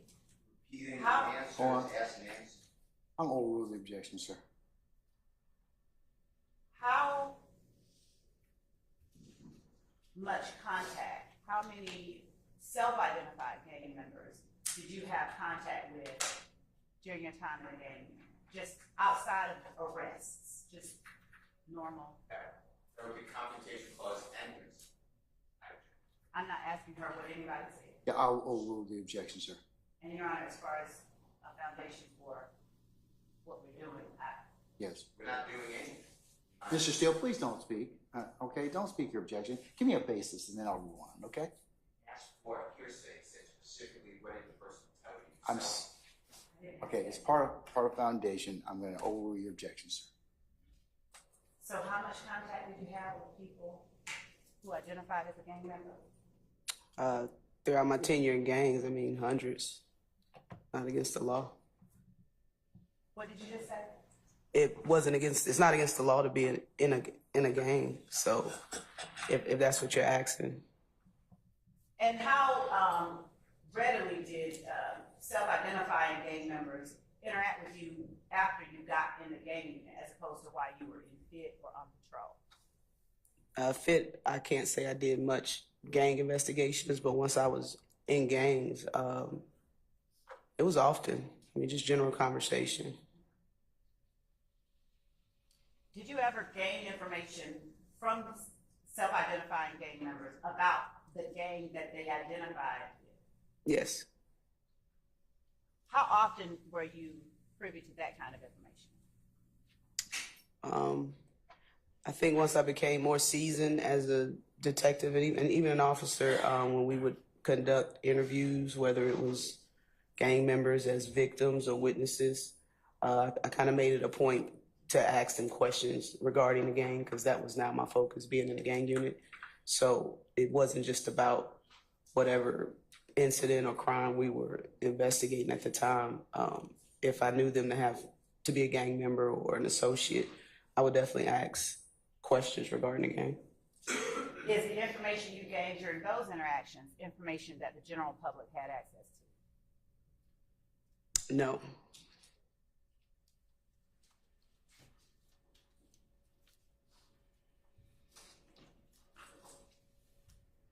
While working with the gang unit, did you employ any standard protocol for identifying associates or members of gangs in Atlanta? Yeah, we would kind of follow what the state of Georgia recognized as what a criminal street gang was. And when you were looking at groups of people determining gang affiliation, was there any certain number that were affiliated with the group that you had to, for your purposes, meet before you identified a group as a gang? The law, Your Honor. I'm speaking about the methods that she used. I will the objection, sir. You said a particular number? Yes, before you identified a group as a gang. In other words, for APD purposes, did a gang have to consist of a certain number of people, or Yes. a group rather? Yes. What was that number? 3 or more persons. And did those 3 or more people have to have any particular characteristics per APD standards to be identified as a gang? Yes. And what were some of those characteristics that they had to have? APD standards are relevant. That's my objection. Relevant Your Honor, APD standards. we can ask, Your Honor, about what laws they followed, but we are trying to establish the basis All right. for this. I'm over the objection, sir. You may answer the question, ma'am. Yes, sir. What characteristics or what things did you look for in order to determine if a group that consisted of 3 or more people were a gang for APD purposes? For APD purposes, we have a 6-point criteria that we used. I can try to remember it word for word, but it's been a little bit of time. If a person self-admits that they're a gang member, we would consider that as a factor. If we receive information from an unattested informant that the person is associated or a member of a gang, we use that. If a person identifies themselves by the style of clothing, monikers, hand signals, we use that. If a person frequents a particular neighborhood or area and associate with other identified gang members, we consider them a gang associate. Or if a person is arrested with other gang members and identifies themselves with the same monikers as that person, we take that into consideration. That might be slightly off, but I think that's the general definition. And when you were talking about identifies with certain clothing, hand signals, are those characteristics that you all are looking for in groups or something different? No, I mean, we definitely look for them when trying to identify gang members or associates. It's associated, in fact. And did you consistently apply that protocol to make your decisions regarding classifying people as a gang member or a gang associate? Yes. How many cases involving gang activity would you say that you have been involved in since your time or during your time as a law enforcement officer? We're just talking about gang cases. We worked as a unit, but we did have our individual cases, so just involved with, I'm sure, well over 1,000. And did the general public have access to the information that you amassed in those over 1,000 cases? No.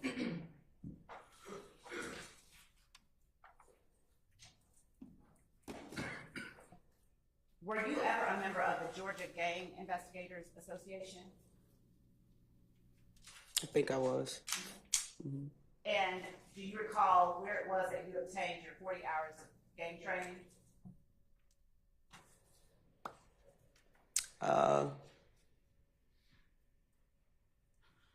Maybe Savannah, Georgia. I know they had an annual conference down there. Was that when? GGI. Okay, the Georgia Gang Investigators Association. Yes, them and I believe APD may have put on a training, I believe Gwinnett County. I believe I've been to Las Vegas for a training. Las Vegas? I believe for a gang training. And would that have been a day or a week or something in between? Las Vegas? Yes. No, I believe it was a couple of days. And what kind of information did you learn at that training? That training was more about the national traditional gangs, street gangs in California, Los Angeles, New York. It really didn't pertain to much in Georgia. Now, when you're talking about Georgia, would you explain for the jury what differences you saw between gangs in Atlanta and gangs that you experienced growing up? Oh, sir. You mind repeating that or repeating that? Not at all. What was the difference between the gangs you saw in Georgia and the gangs you saw in England? Initially, I didn't know it was gangs in Georgia. So once the more traditional national gangs came to Georgia, I mean, it really wasn't a difference. You saw some of the same characteristics, but when I first got here, it was more just neighborhood cliques. It wasn't, you know, the gangs that you know and see on TV. That was not here. Well, I didn't see them here in Georgia. Did you always use the Georgia law definition of a criminal street gang and criminal street gang activity when you made your cases while you worked in the gang? Yes. Bolster, Your Honor. I'll rule the objection, sir.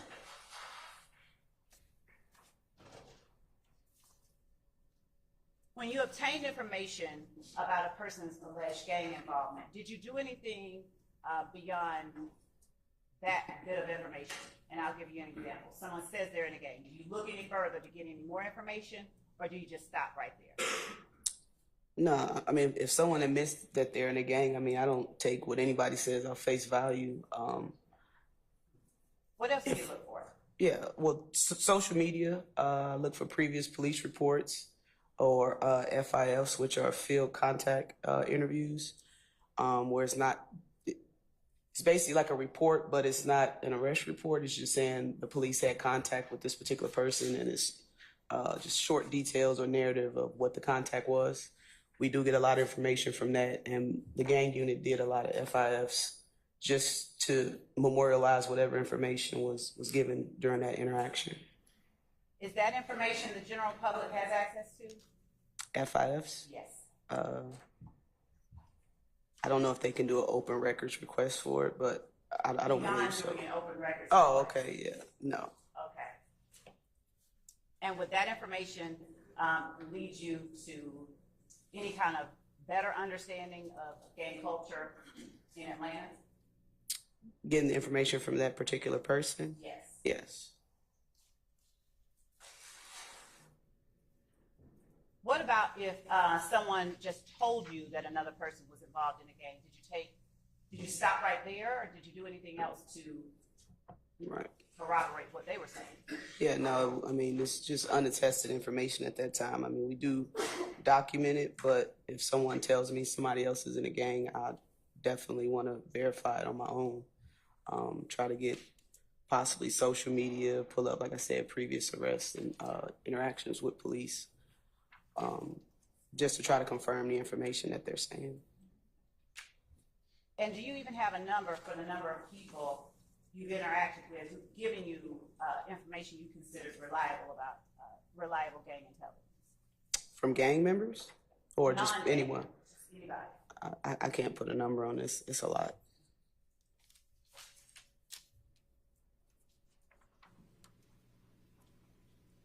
And have you ever either formally or informally given any instruction on gang activity or criminal street gangs?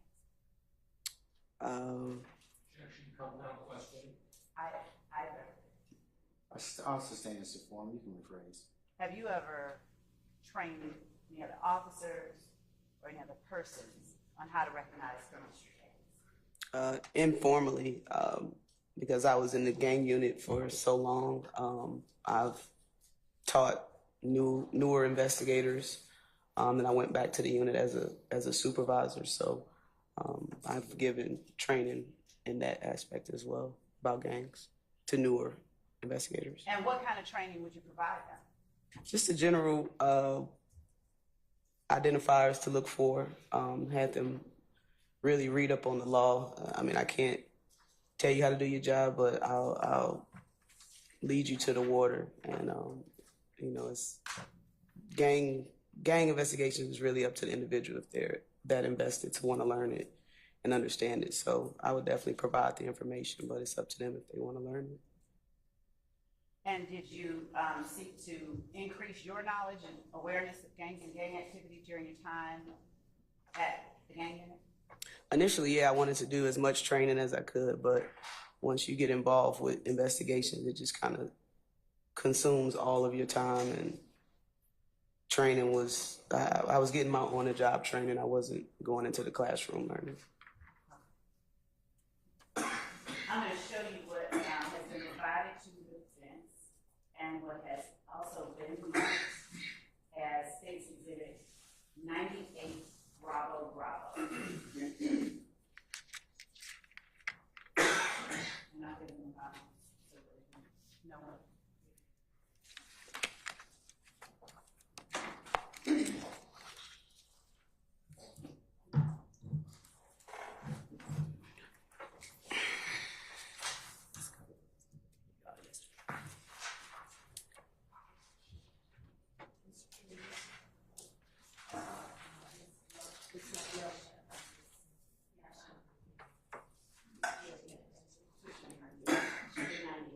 Okay. Oh, okay. So, change that. I'll show you what I'll mark as 99 Bravo Bravo. Okay.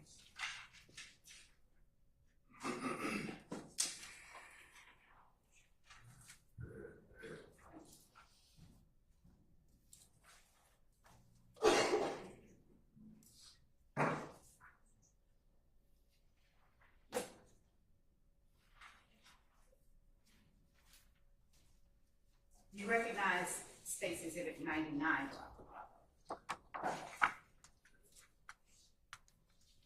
Yep. How do you recognize it? It's my police resume. Okay. Is that a fair and accurate copy of your resume detailing your Yes. experience with law enforcement? Yes. Your Honor, the state tenders State's Exhibit 99 Bravo Bravo as evidence. I object to it as evidence, Your Honor. Do you know what this is? CB. I see. For the purpose. For the purposes of determining foundation, do you have any objections to that?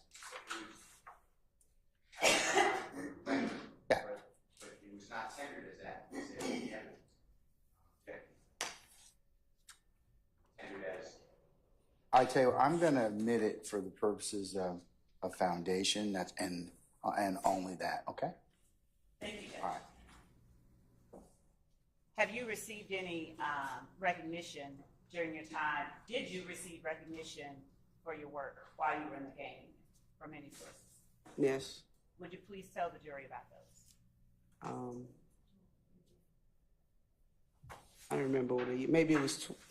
Thank you. 2013, I was the Atlanta Police Department's Officer of the Year.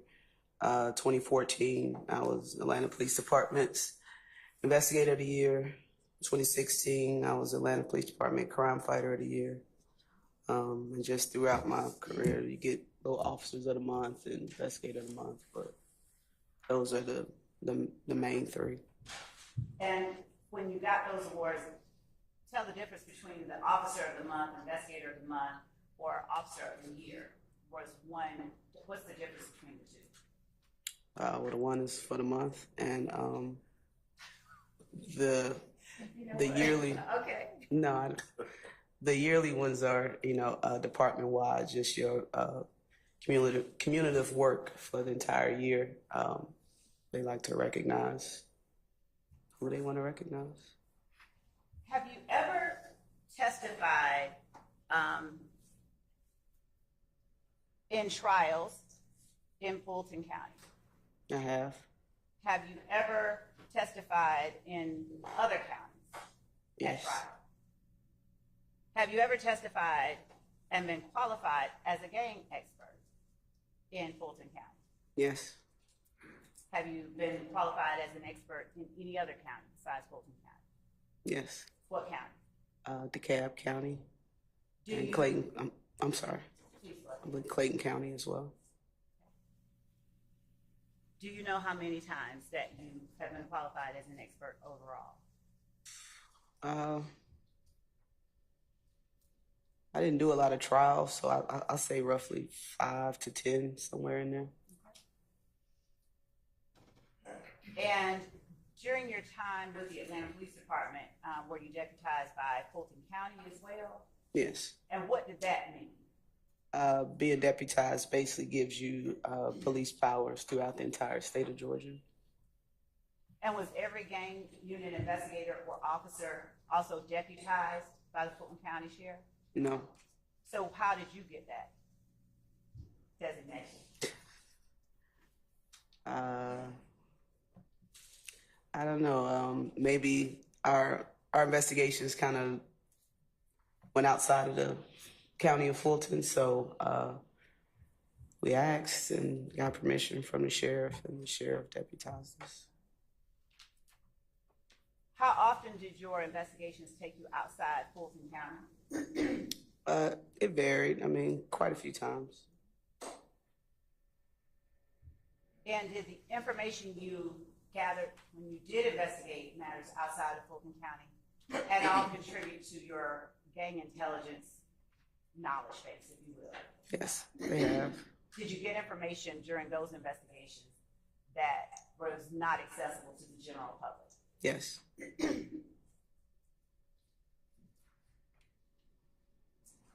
Just one moment.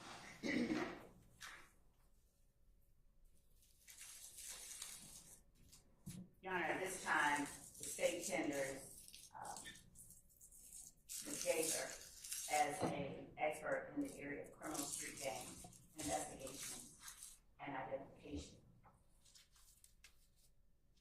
Just one moment.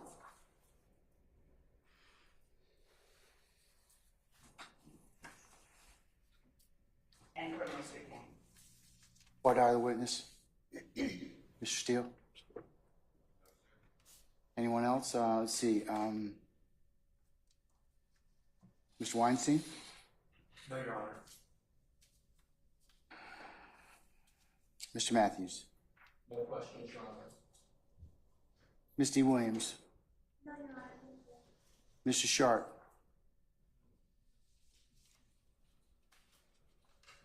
Do you wish to voir dire the witness? Yes? No, sir. Okay. All right. I missed anybody? Gardner. Huh? Gardner. Mr. Gardner, apologize, sir. Do you wish to voir dire the witness, sir?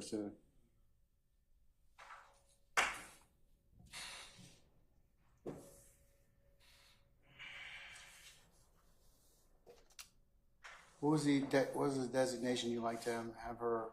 Hold on one second.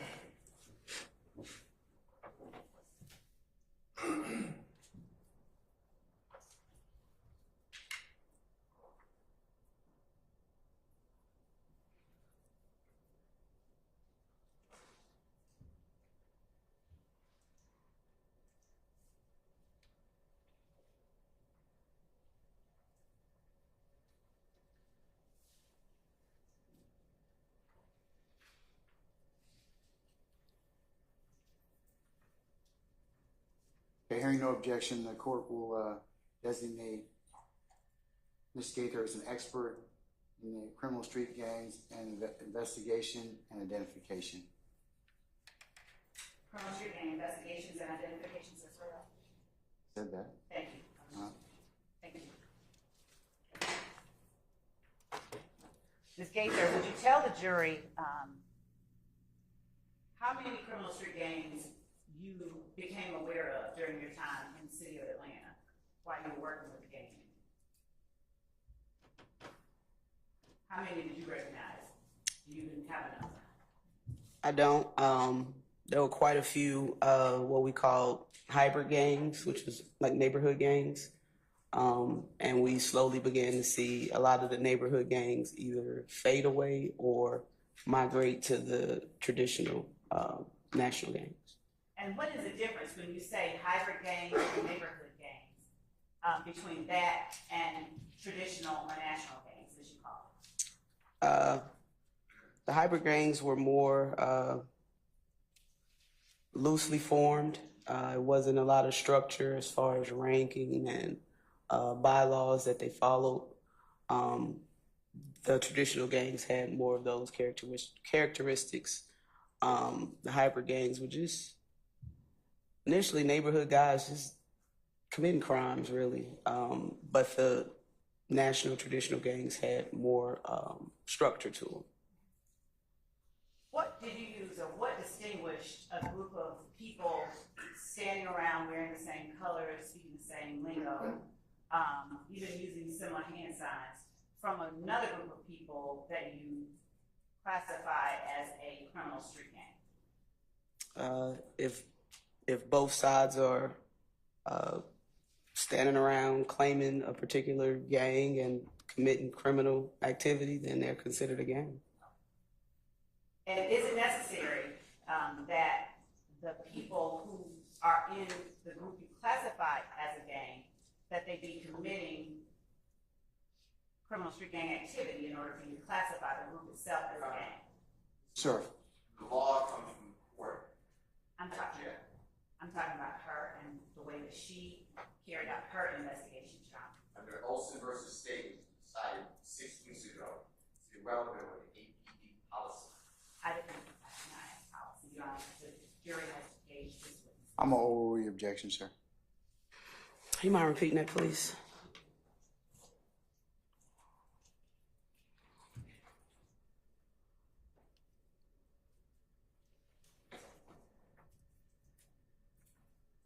And is it necessary that the people who are in the group you classify as a gang, that they be committing criminal street gang activity in order for you to classify the group itself as a gang? No, I mean, it's not against the law to be in a gang. It's just when you're in a gang and you're committing crimes in furtherance of that gang that it becomes illegal. So, no, I guess no is the answer.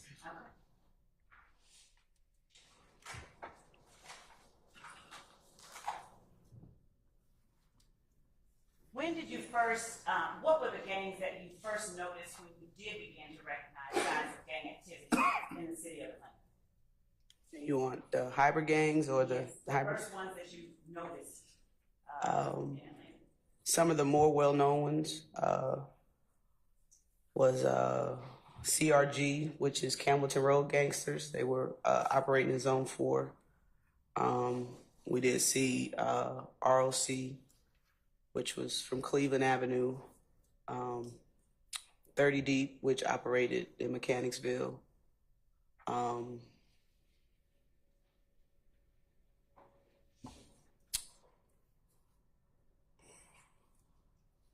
Red Cartel, which was from Cleveland Avenue as well. Jack City, which was Jack City Boys, which was I believe that was Thomasville neighborhood of Atlanta, excuse me. MDC, which is Most Dangerous Clique. They were out of Zone 1. Just off the top of my head, I think those are some of the larger ones. What year did you start noticing or seeing signs of those particular gangs? Maybe 2008, 9, but I thought they were just neighborhood cliques. I didn't recognize them as, oh, you guys are a gang. So maybe 2008, 2009, once I got to the gang unit, and that was the shift of focus. And what happened to cause your focus to shift on looking into these groups further? Besides your getting promoted or transferred. I guess just the understanding of the law and what the law considered a gang to be. You know, it just kind of transformed into the work that I did and how I looked into, you know, my investigations. What type of crimes did you see being committed by these groups? All type of crimes, narcotic sales. Like I said, the big thing then was the smash and grab robberies and burglaries. We had murders that we assisted with, the homicide unit with, aggravated assault, shootings. It was everything from A to Z. Fights in schools, vandalism, spray painting buildings and stuff. And property crimes, did you ever see property crimes being committed by gang members? Yes, that's what a smash. I'm sorry. Ask and answer. I never mentioned property. I don't think she has. I'm going to overrule the objection, sir. Yes, property crime would be like a smash and grab, burglary. We also saw a lot of auto thefts, which would be considered a property crime. Vandalisms of buildings or apartment complexes with spray paint, putting up gang graffiti. That would be considered a property crime. Prior to your getting transferred to the gang unit, if there's, say, a drive-by shooting at a house and no one's hit or hurt, generally speaking, what happens to that type of case? Is it investigated further, generally speaking, before you got into the gang unit? Relevance, also vague, which one are we talking about? I'll sustain this to vague. Thank you. I'll You can rephrase. rephrase. Thank you. Was there anything that you noticed about property crimes that did not involve a person being hit that caused the Atlanta Police Department to treat those crimes differently after the gang unit began investigating gangs? Yes. After a while, we noticed, I want to say it was maybe 2015, 2014, that damage to property crimes were not being investigated. So we would get some drive-by shootings at residences, and if no one was, injured during that shooting, a police report would be generated by the responding officer, and it would be classified as a damage to property, whether a window was shattered or a car window or damage to a home or a door, it would be classified as a damage to property. Well, those reports are generated, they go to central records, and that was it. It was no further investigation. So once we discovered that was occurring, we basically went back some months and found quite a few damage to property reports that were, what we later found out were related and just hadn't been investigated. Could you do me a favor? Could you speak directly in the I'm sorry. microphone? And use your outside voice so we can. This one? Yeah, that one. That's Okay. right. So we can hear you a little better. Thank you. Yeah. Yeah, so we essentially went back to investigate a lot of these damage to property reports, which we found were related to a ongoing bigger investigation, which changed how Atlanta police categorized damage to property reports. Did those damaged property reports mainly involve shootings at residences where no one was actually hit? Yes. The ones that we were focused on, where it was shots fired calls or residences shot, if there wasn't a person necessarily like standing in the window or standing on the porch, and it was just, the property was damaged, that's what the crime would be a property to damage to property, and it wasn't being investigated. At any point during your time with the Atlanta Police Department, did you become familiar with a group calling itself Young Slimelight or YSL? Yes. Do you recall when it was that you became aware of the existence of such a group? Roughly 2013. And what put that group on your radar? Well, the group was essentially already on the radar from its affiliation with Raised on Cleveland Rock Crew. And we began to see the members who we had previously identified as members of Rock Crew were now claiming YSL Young Slime Life. So, I mean, they had already been on the radar. It's just we hadn't heard of the name Young Slime Life before. And were the members that you became aware of only from Rock Crew, or were there any other groups that you saw these members had prior affiliations with?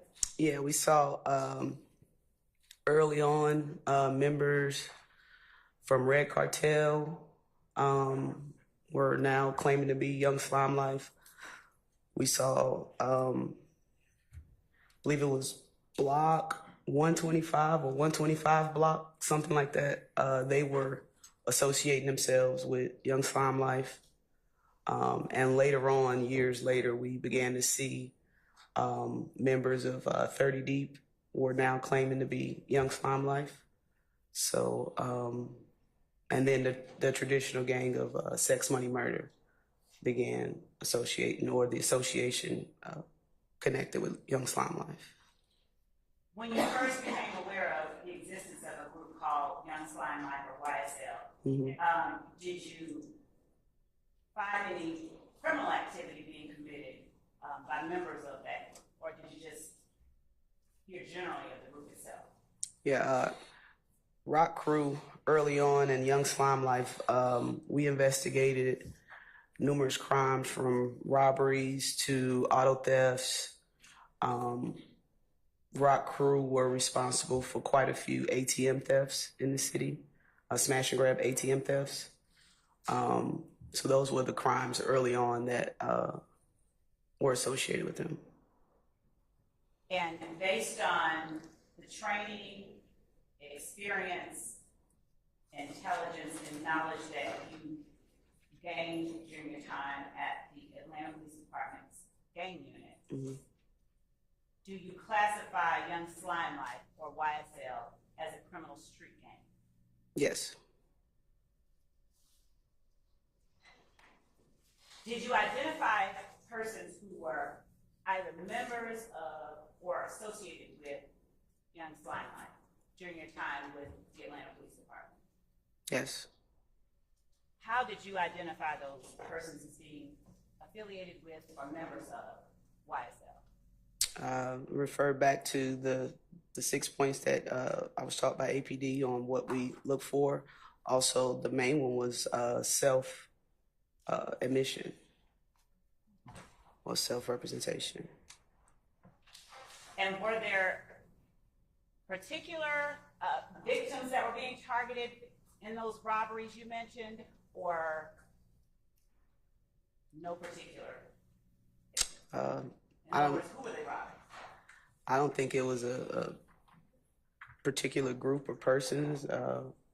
Whoever had something that they wanted. I mean, it wasn't any boundaries on who. Was it uncommon to see robberies of drug dealers by gang members? No, it wasn't uncommon. How often would you see that? Happened all the time, but we didn't get a lot of reports from the drug dealer to say they stole my drugs and money. So, but sometimes we did. And when you got those, did you investigate the robbery itself? Absolutely. And did you, even though the victim is a drug dealer, did you try and prosecute the person who robbed the victim? Absolutely. Okay. Did you identify specific people that, based on your training, experience, knowledge, and background, were members of YSL? Did I investigate? Did you identify? Identify, I'm sorry. You may, sir. Thank you, sir. Step up.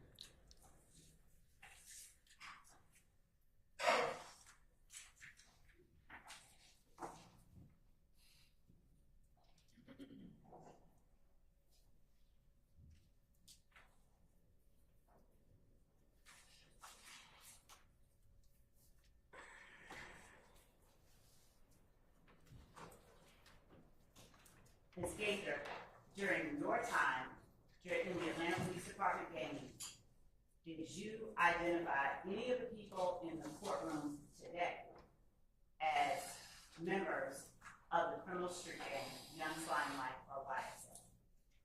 Yes. Would you tell the jury which ones? Initially, Mr. Jackson, Jackson of Stillwell was claiming 30 deep, but he migrated to Young Slime Life.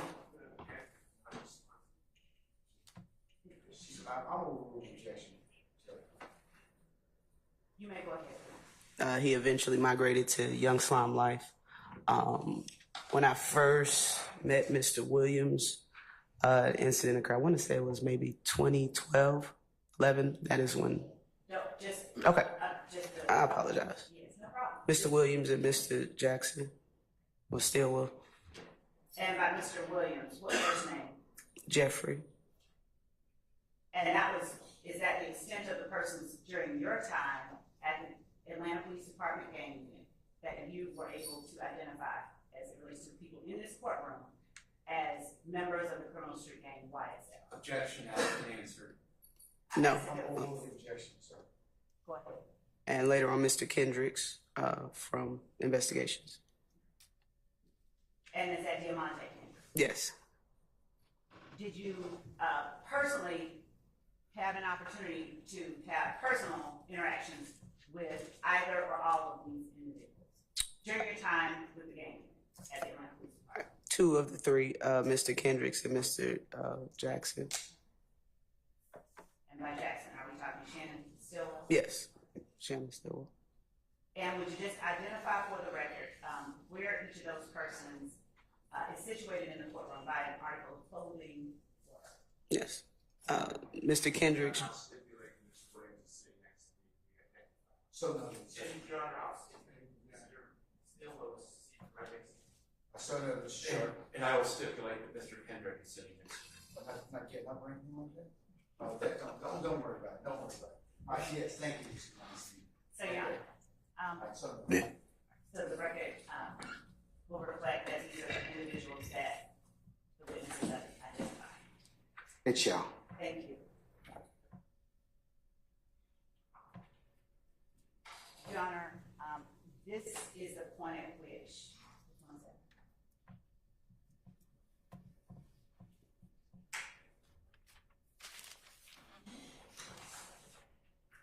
Let me also ask you, did you ever have any interactions with a Walter Murphy? Yes. Did he go by the name DK? Is that the same Walter Murphy we're talking about? Yes. Did you identify Walter Murphy as a member of the criminal street gang, Young Slime Life, or YSL?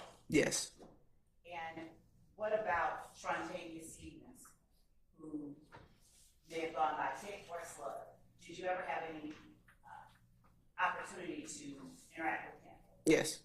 And did you, based on your knowledge, training, experience, and background, determine whether or not he was a member of the criminal street gang? He being who? Who, madam? Trontavious Stevens, my apologies. Yes. As a member of the criminal street gang, Young Slime? Yes. What about Helen Treadwell or OG Denver? Yes. He's also a member of the gang YSL? Yes. And what about Antonio Sledge or Moulton? Is he also a member Yes. of YSL? Yes, ma'am. Quindarius Zachary or Lil D? Is he also a member, based on your training, knowledge, and experience, of the gang called YSL or Young Slime Life? Yes. Demekion Garland, is he also a member of the gang or criminal street gang called Young Slime Life or YSL? Yes, as well as another one. When you, as well as Another gang as well. what is the other gang? 30 deep. What about Demise McMullen or Nard? Did you have an opportunity to classify or determine whether he was in a gang? Yes, YSL. Kenneth Copeland or Wounded? Yes, YSL as well as 30 deep. Is YSL the only gang affiliation that you determined for Shannon Stillwell or Shannon Jackson? Your Honor, I sustain the objection. Thank you. And Your Honor, at this point, the state is get into this witness as a fact. Okay. Ladies and gentlemen, given that one of your members has to leave, it might be just for an appointment that we've already talked about. It might just be better if we just broke and recessed for the day. I'd let you just have lunch and just go ahead on and enjoy your afternoon. So what I'd like to do is just recess you all for the day. 1 second.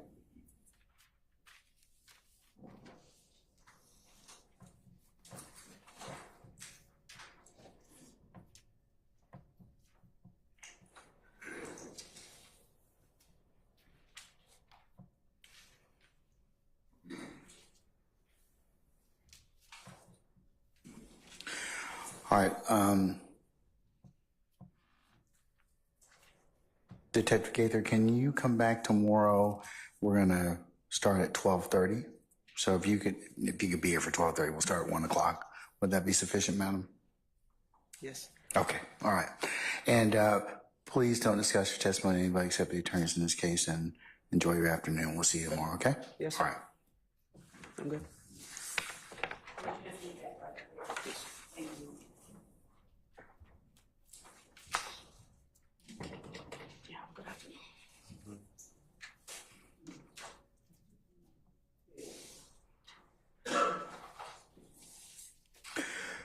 Ladies and gentlemen, any ministerial inquiry of me? Okay, let's go through your admonitions. Since you will be breaking for the rest of the day, leave your notepads in the basket in the back. Don't discuss the cases as it's been presented thus far in onesies and twosies back there.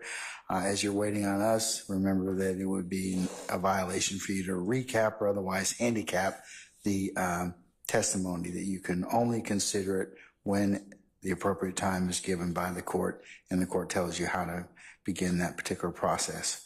So that's that part of the admonition. Of course, ladies and gentlemen, do not go to any third-party sites. Do not go into any blogs or any other places to augment your understanding. The only thing you can consider, as you know, is in the four walls of this courtroom. So please do not seek any outside knowledge. Remember, if anybody should try and approach you about this particular case, either through social media or through third-party sources or just people that are interested, remember, you would need to let myself and Sergeant Ingram know immediately if somebody were to try and talk with you about this case or talk about this case inside your presence and hearing. Don't go by and visit any of the scenes that may be depicted in this particular matter.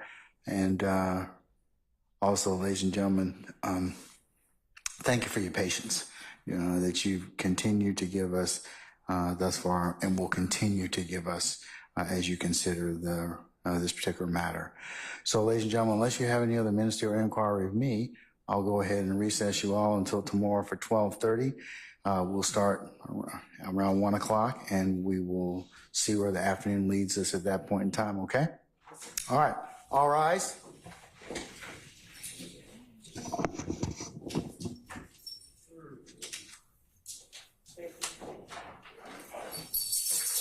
Jack's already.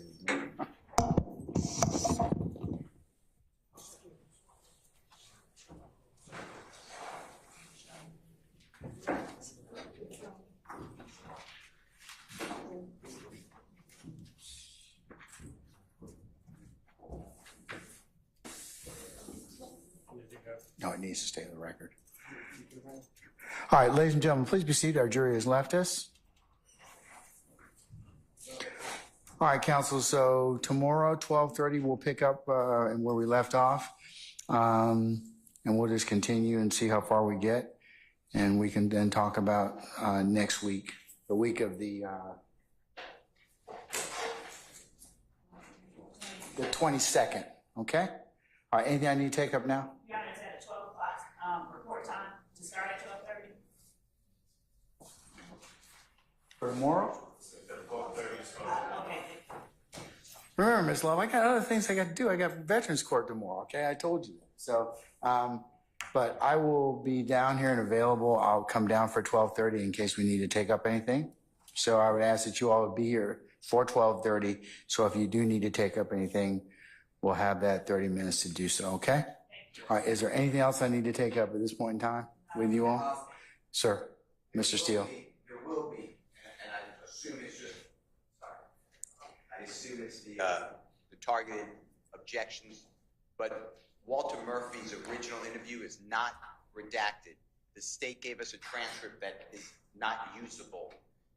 And the only thing redacted is the exculpatory statement when Mr. Walter Murphy, which you excluded already, said that, you know, I can get killed for this, but it doesn't involve Jeffery Williams. But remember, I told you yesterday that you were welcome, but you have a differing opinion than Mr. Short does, and you may get into that particular issue. I do, and I appreciate that. And I haven't forgot, and I said that yesterday, so.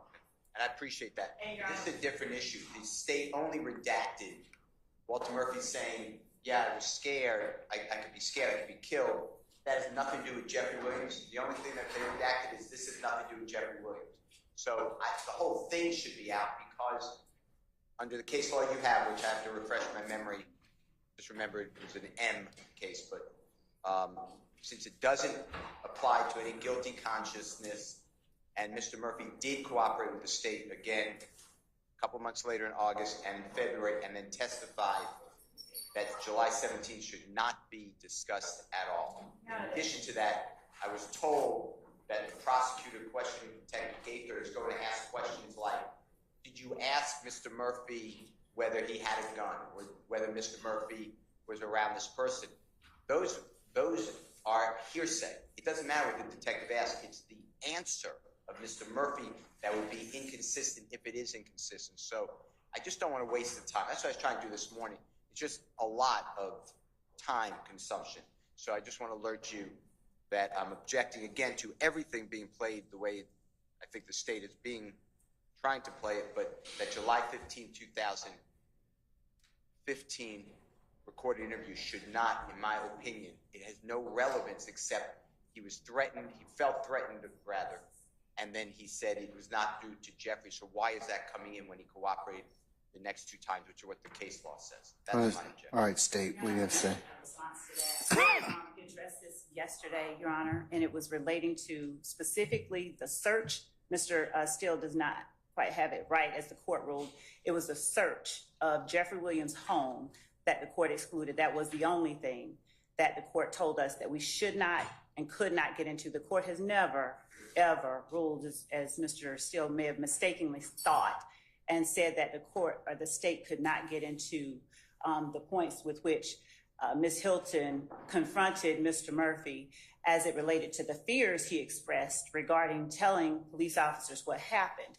As a matter of fact, on the stand, Mr. Murphy testified that he didn't remember what he said in the July 15th interview in 2015, but he knows the only thing he was afraid of was going to jail because he had been false flagging as a blood. He made that assertion numerous times on the record, and that has never been the subject of a point of contention that the court has addressed that we would not be allowed to get into, because the court, as a matter of fact, looked at it, analyzing it under a party's bias, a witness's bias, or motive, or leaning towards a particular party. And I think that statute is 246622, I believe we brought it to the court. Yes. I'll look it up and make certain. But we definitely confronted Mr. Murphy with those statements. He says, I could get killed just by being here. I could get killed for looking at this video. You all pulled up. He flatly denied that. He said, when you all pulled up and that officer pulled up his mask, that alone could get me killed. Throughout his interview in July of 2015, he talked about the fact that he could get killed because he was cooperating with the police. We never said that he was talking or pointing to Jeffery Williams, so that assertion is actually kind of confusing an issue that is not a real issue. We're not trying to say that Jeffery Williams threatened Walter Murphy. We're saying that Walter Murphy had a reason for acting the way that he did, and that the jury is entitled to see his asserted reasons that he then denied on the stand in the context of the reasons being stated. All right. And it's not 24/6, it's 22.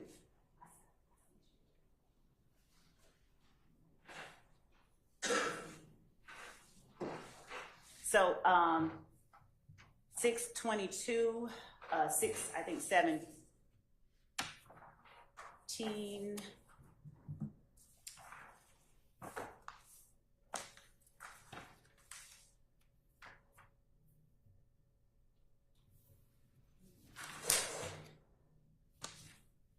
(622) and one other statute. Just one moment. 622, what, 24 dash? 24-6-622. Okay.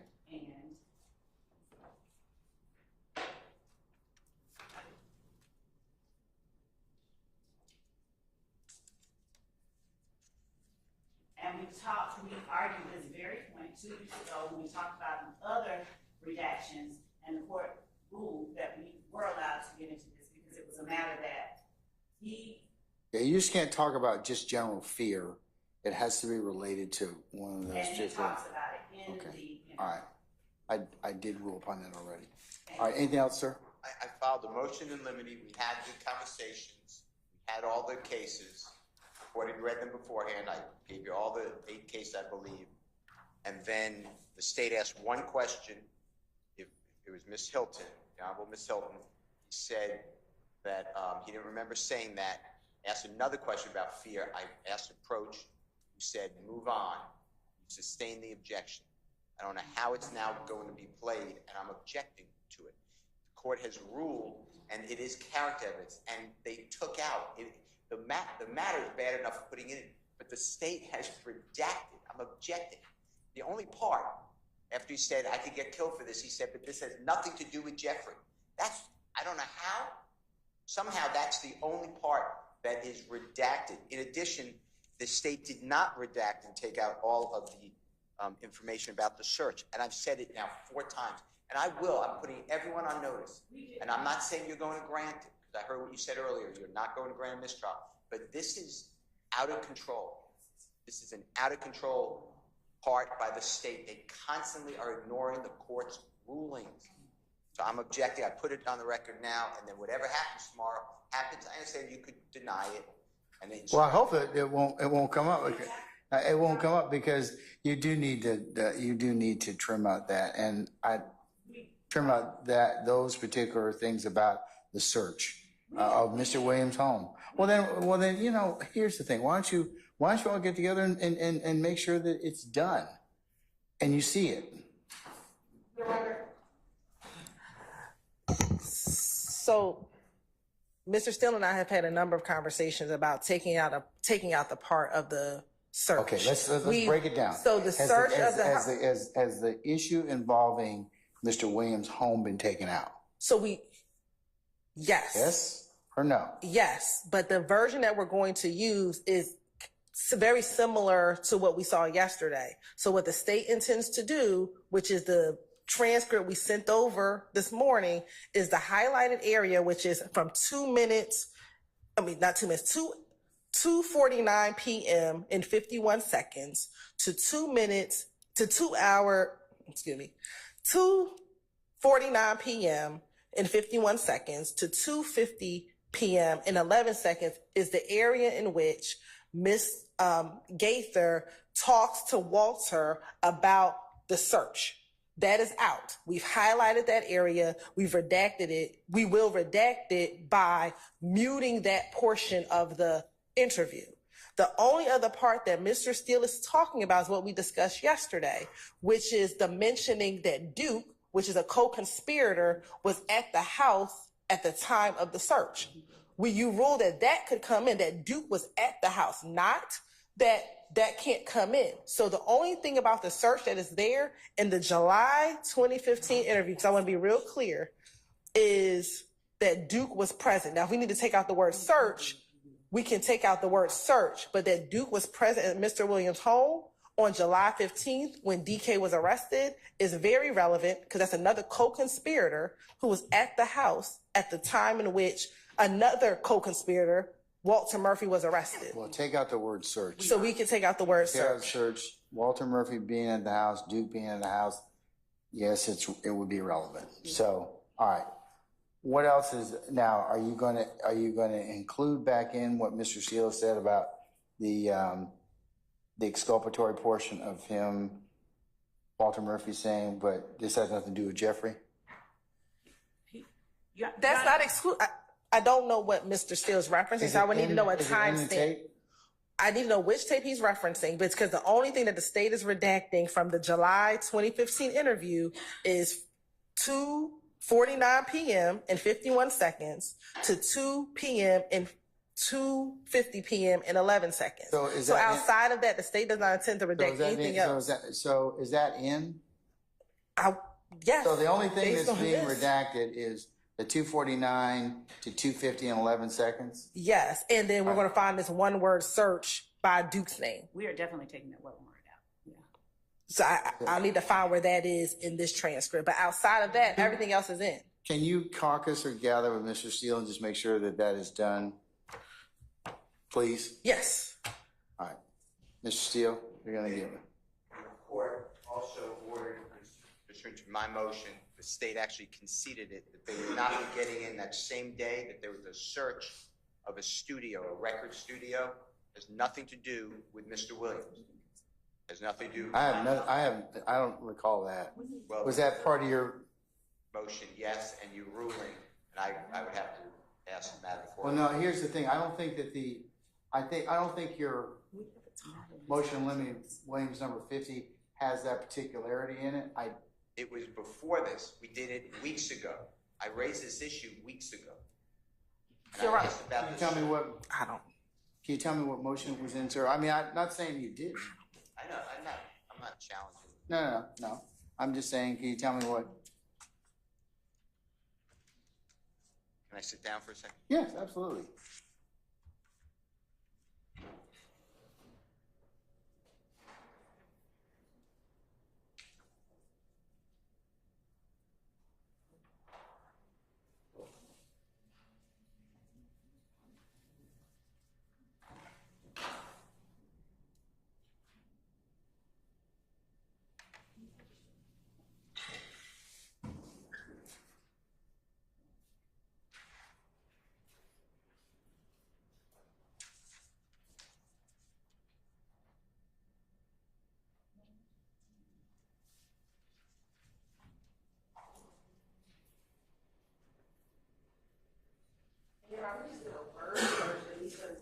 Interview, and we don't see the words. Now, granted, it's not the best transcript, but we do not see the word studio in here. So I don't believe there was anything about the search of the studio in either the July or the August interview. I don't believe we've had any argument, but the record should reflect that we did argue about the studio. But as it relates to the Walter Murphy interviews, unless Mr. Steele can direct me exactly to which interview, I definitely do not see anything about the studio, just doing a rough search of the transcript for the July 2015 interview.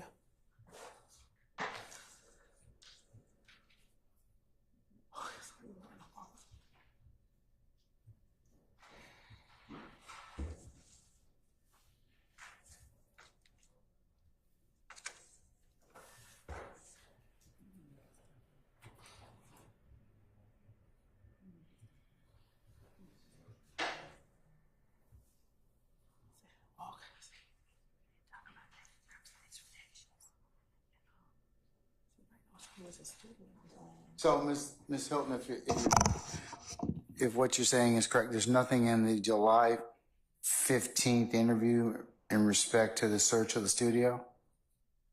When I just did a quick search of the word studio in that transcript, that word does not come up in that transcript. I'm now looking at the August transcript and studio comes up.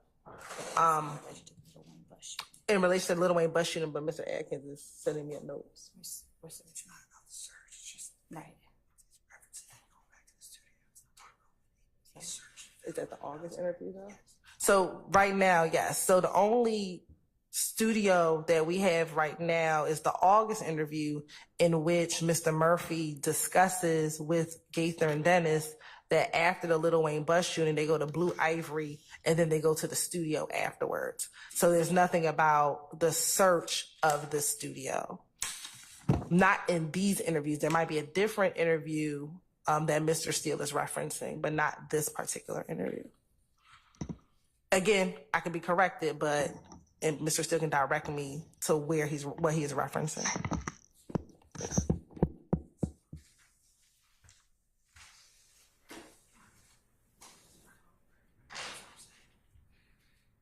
Mr. Steele, do you have it or you have it located? I am looking.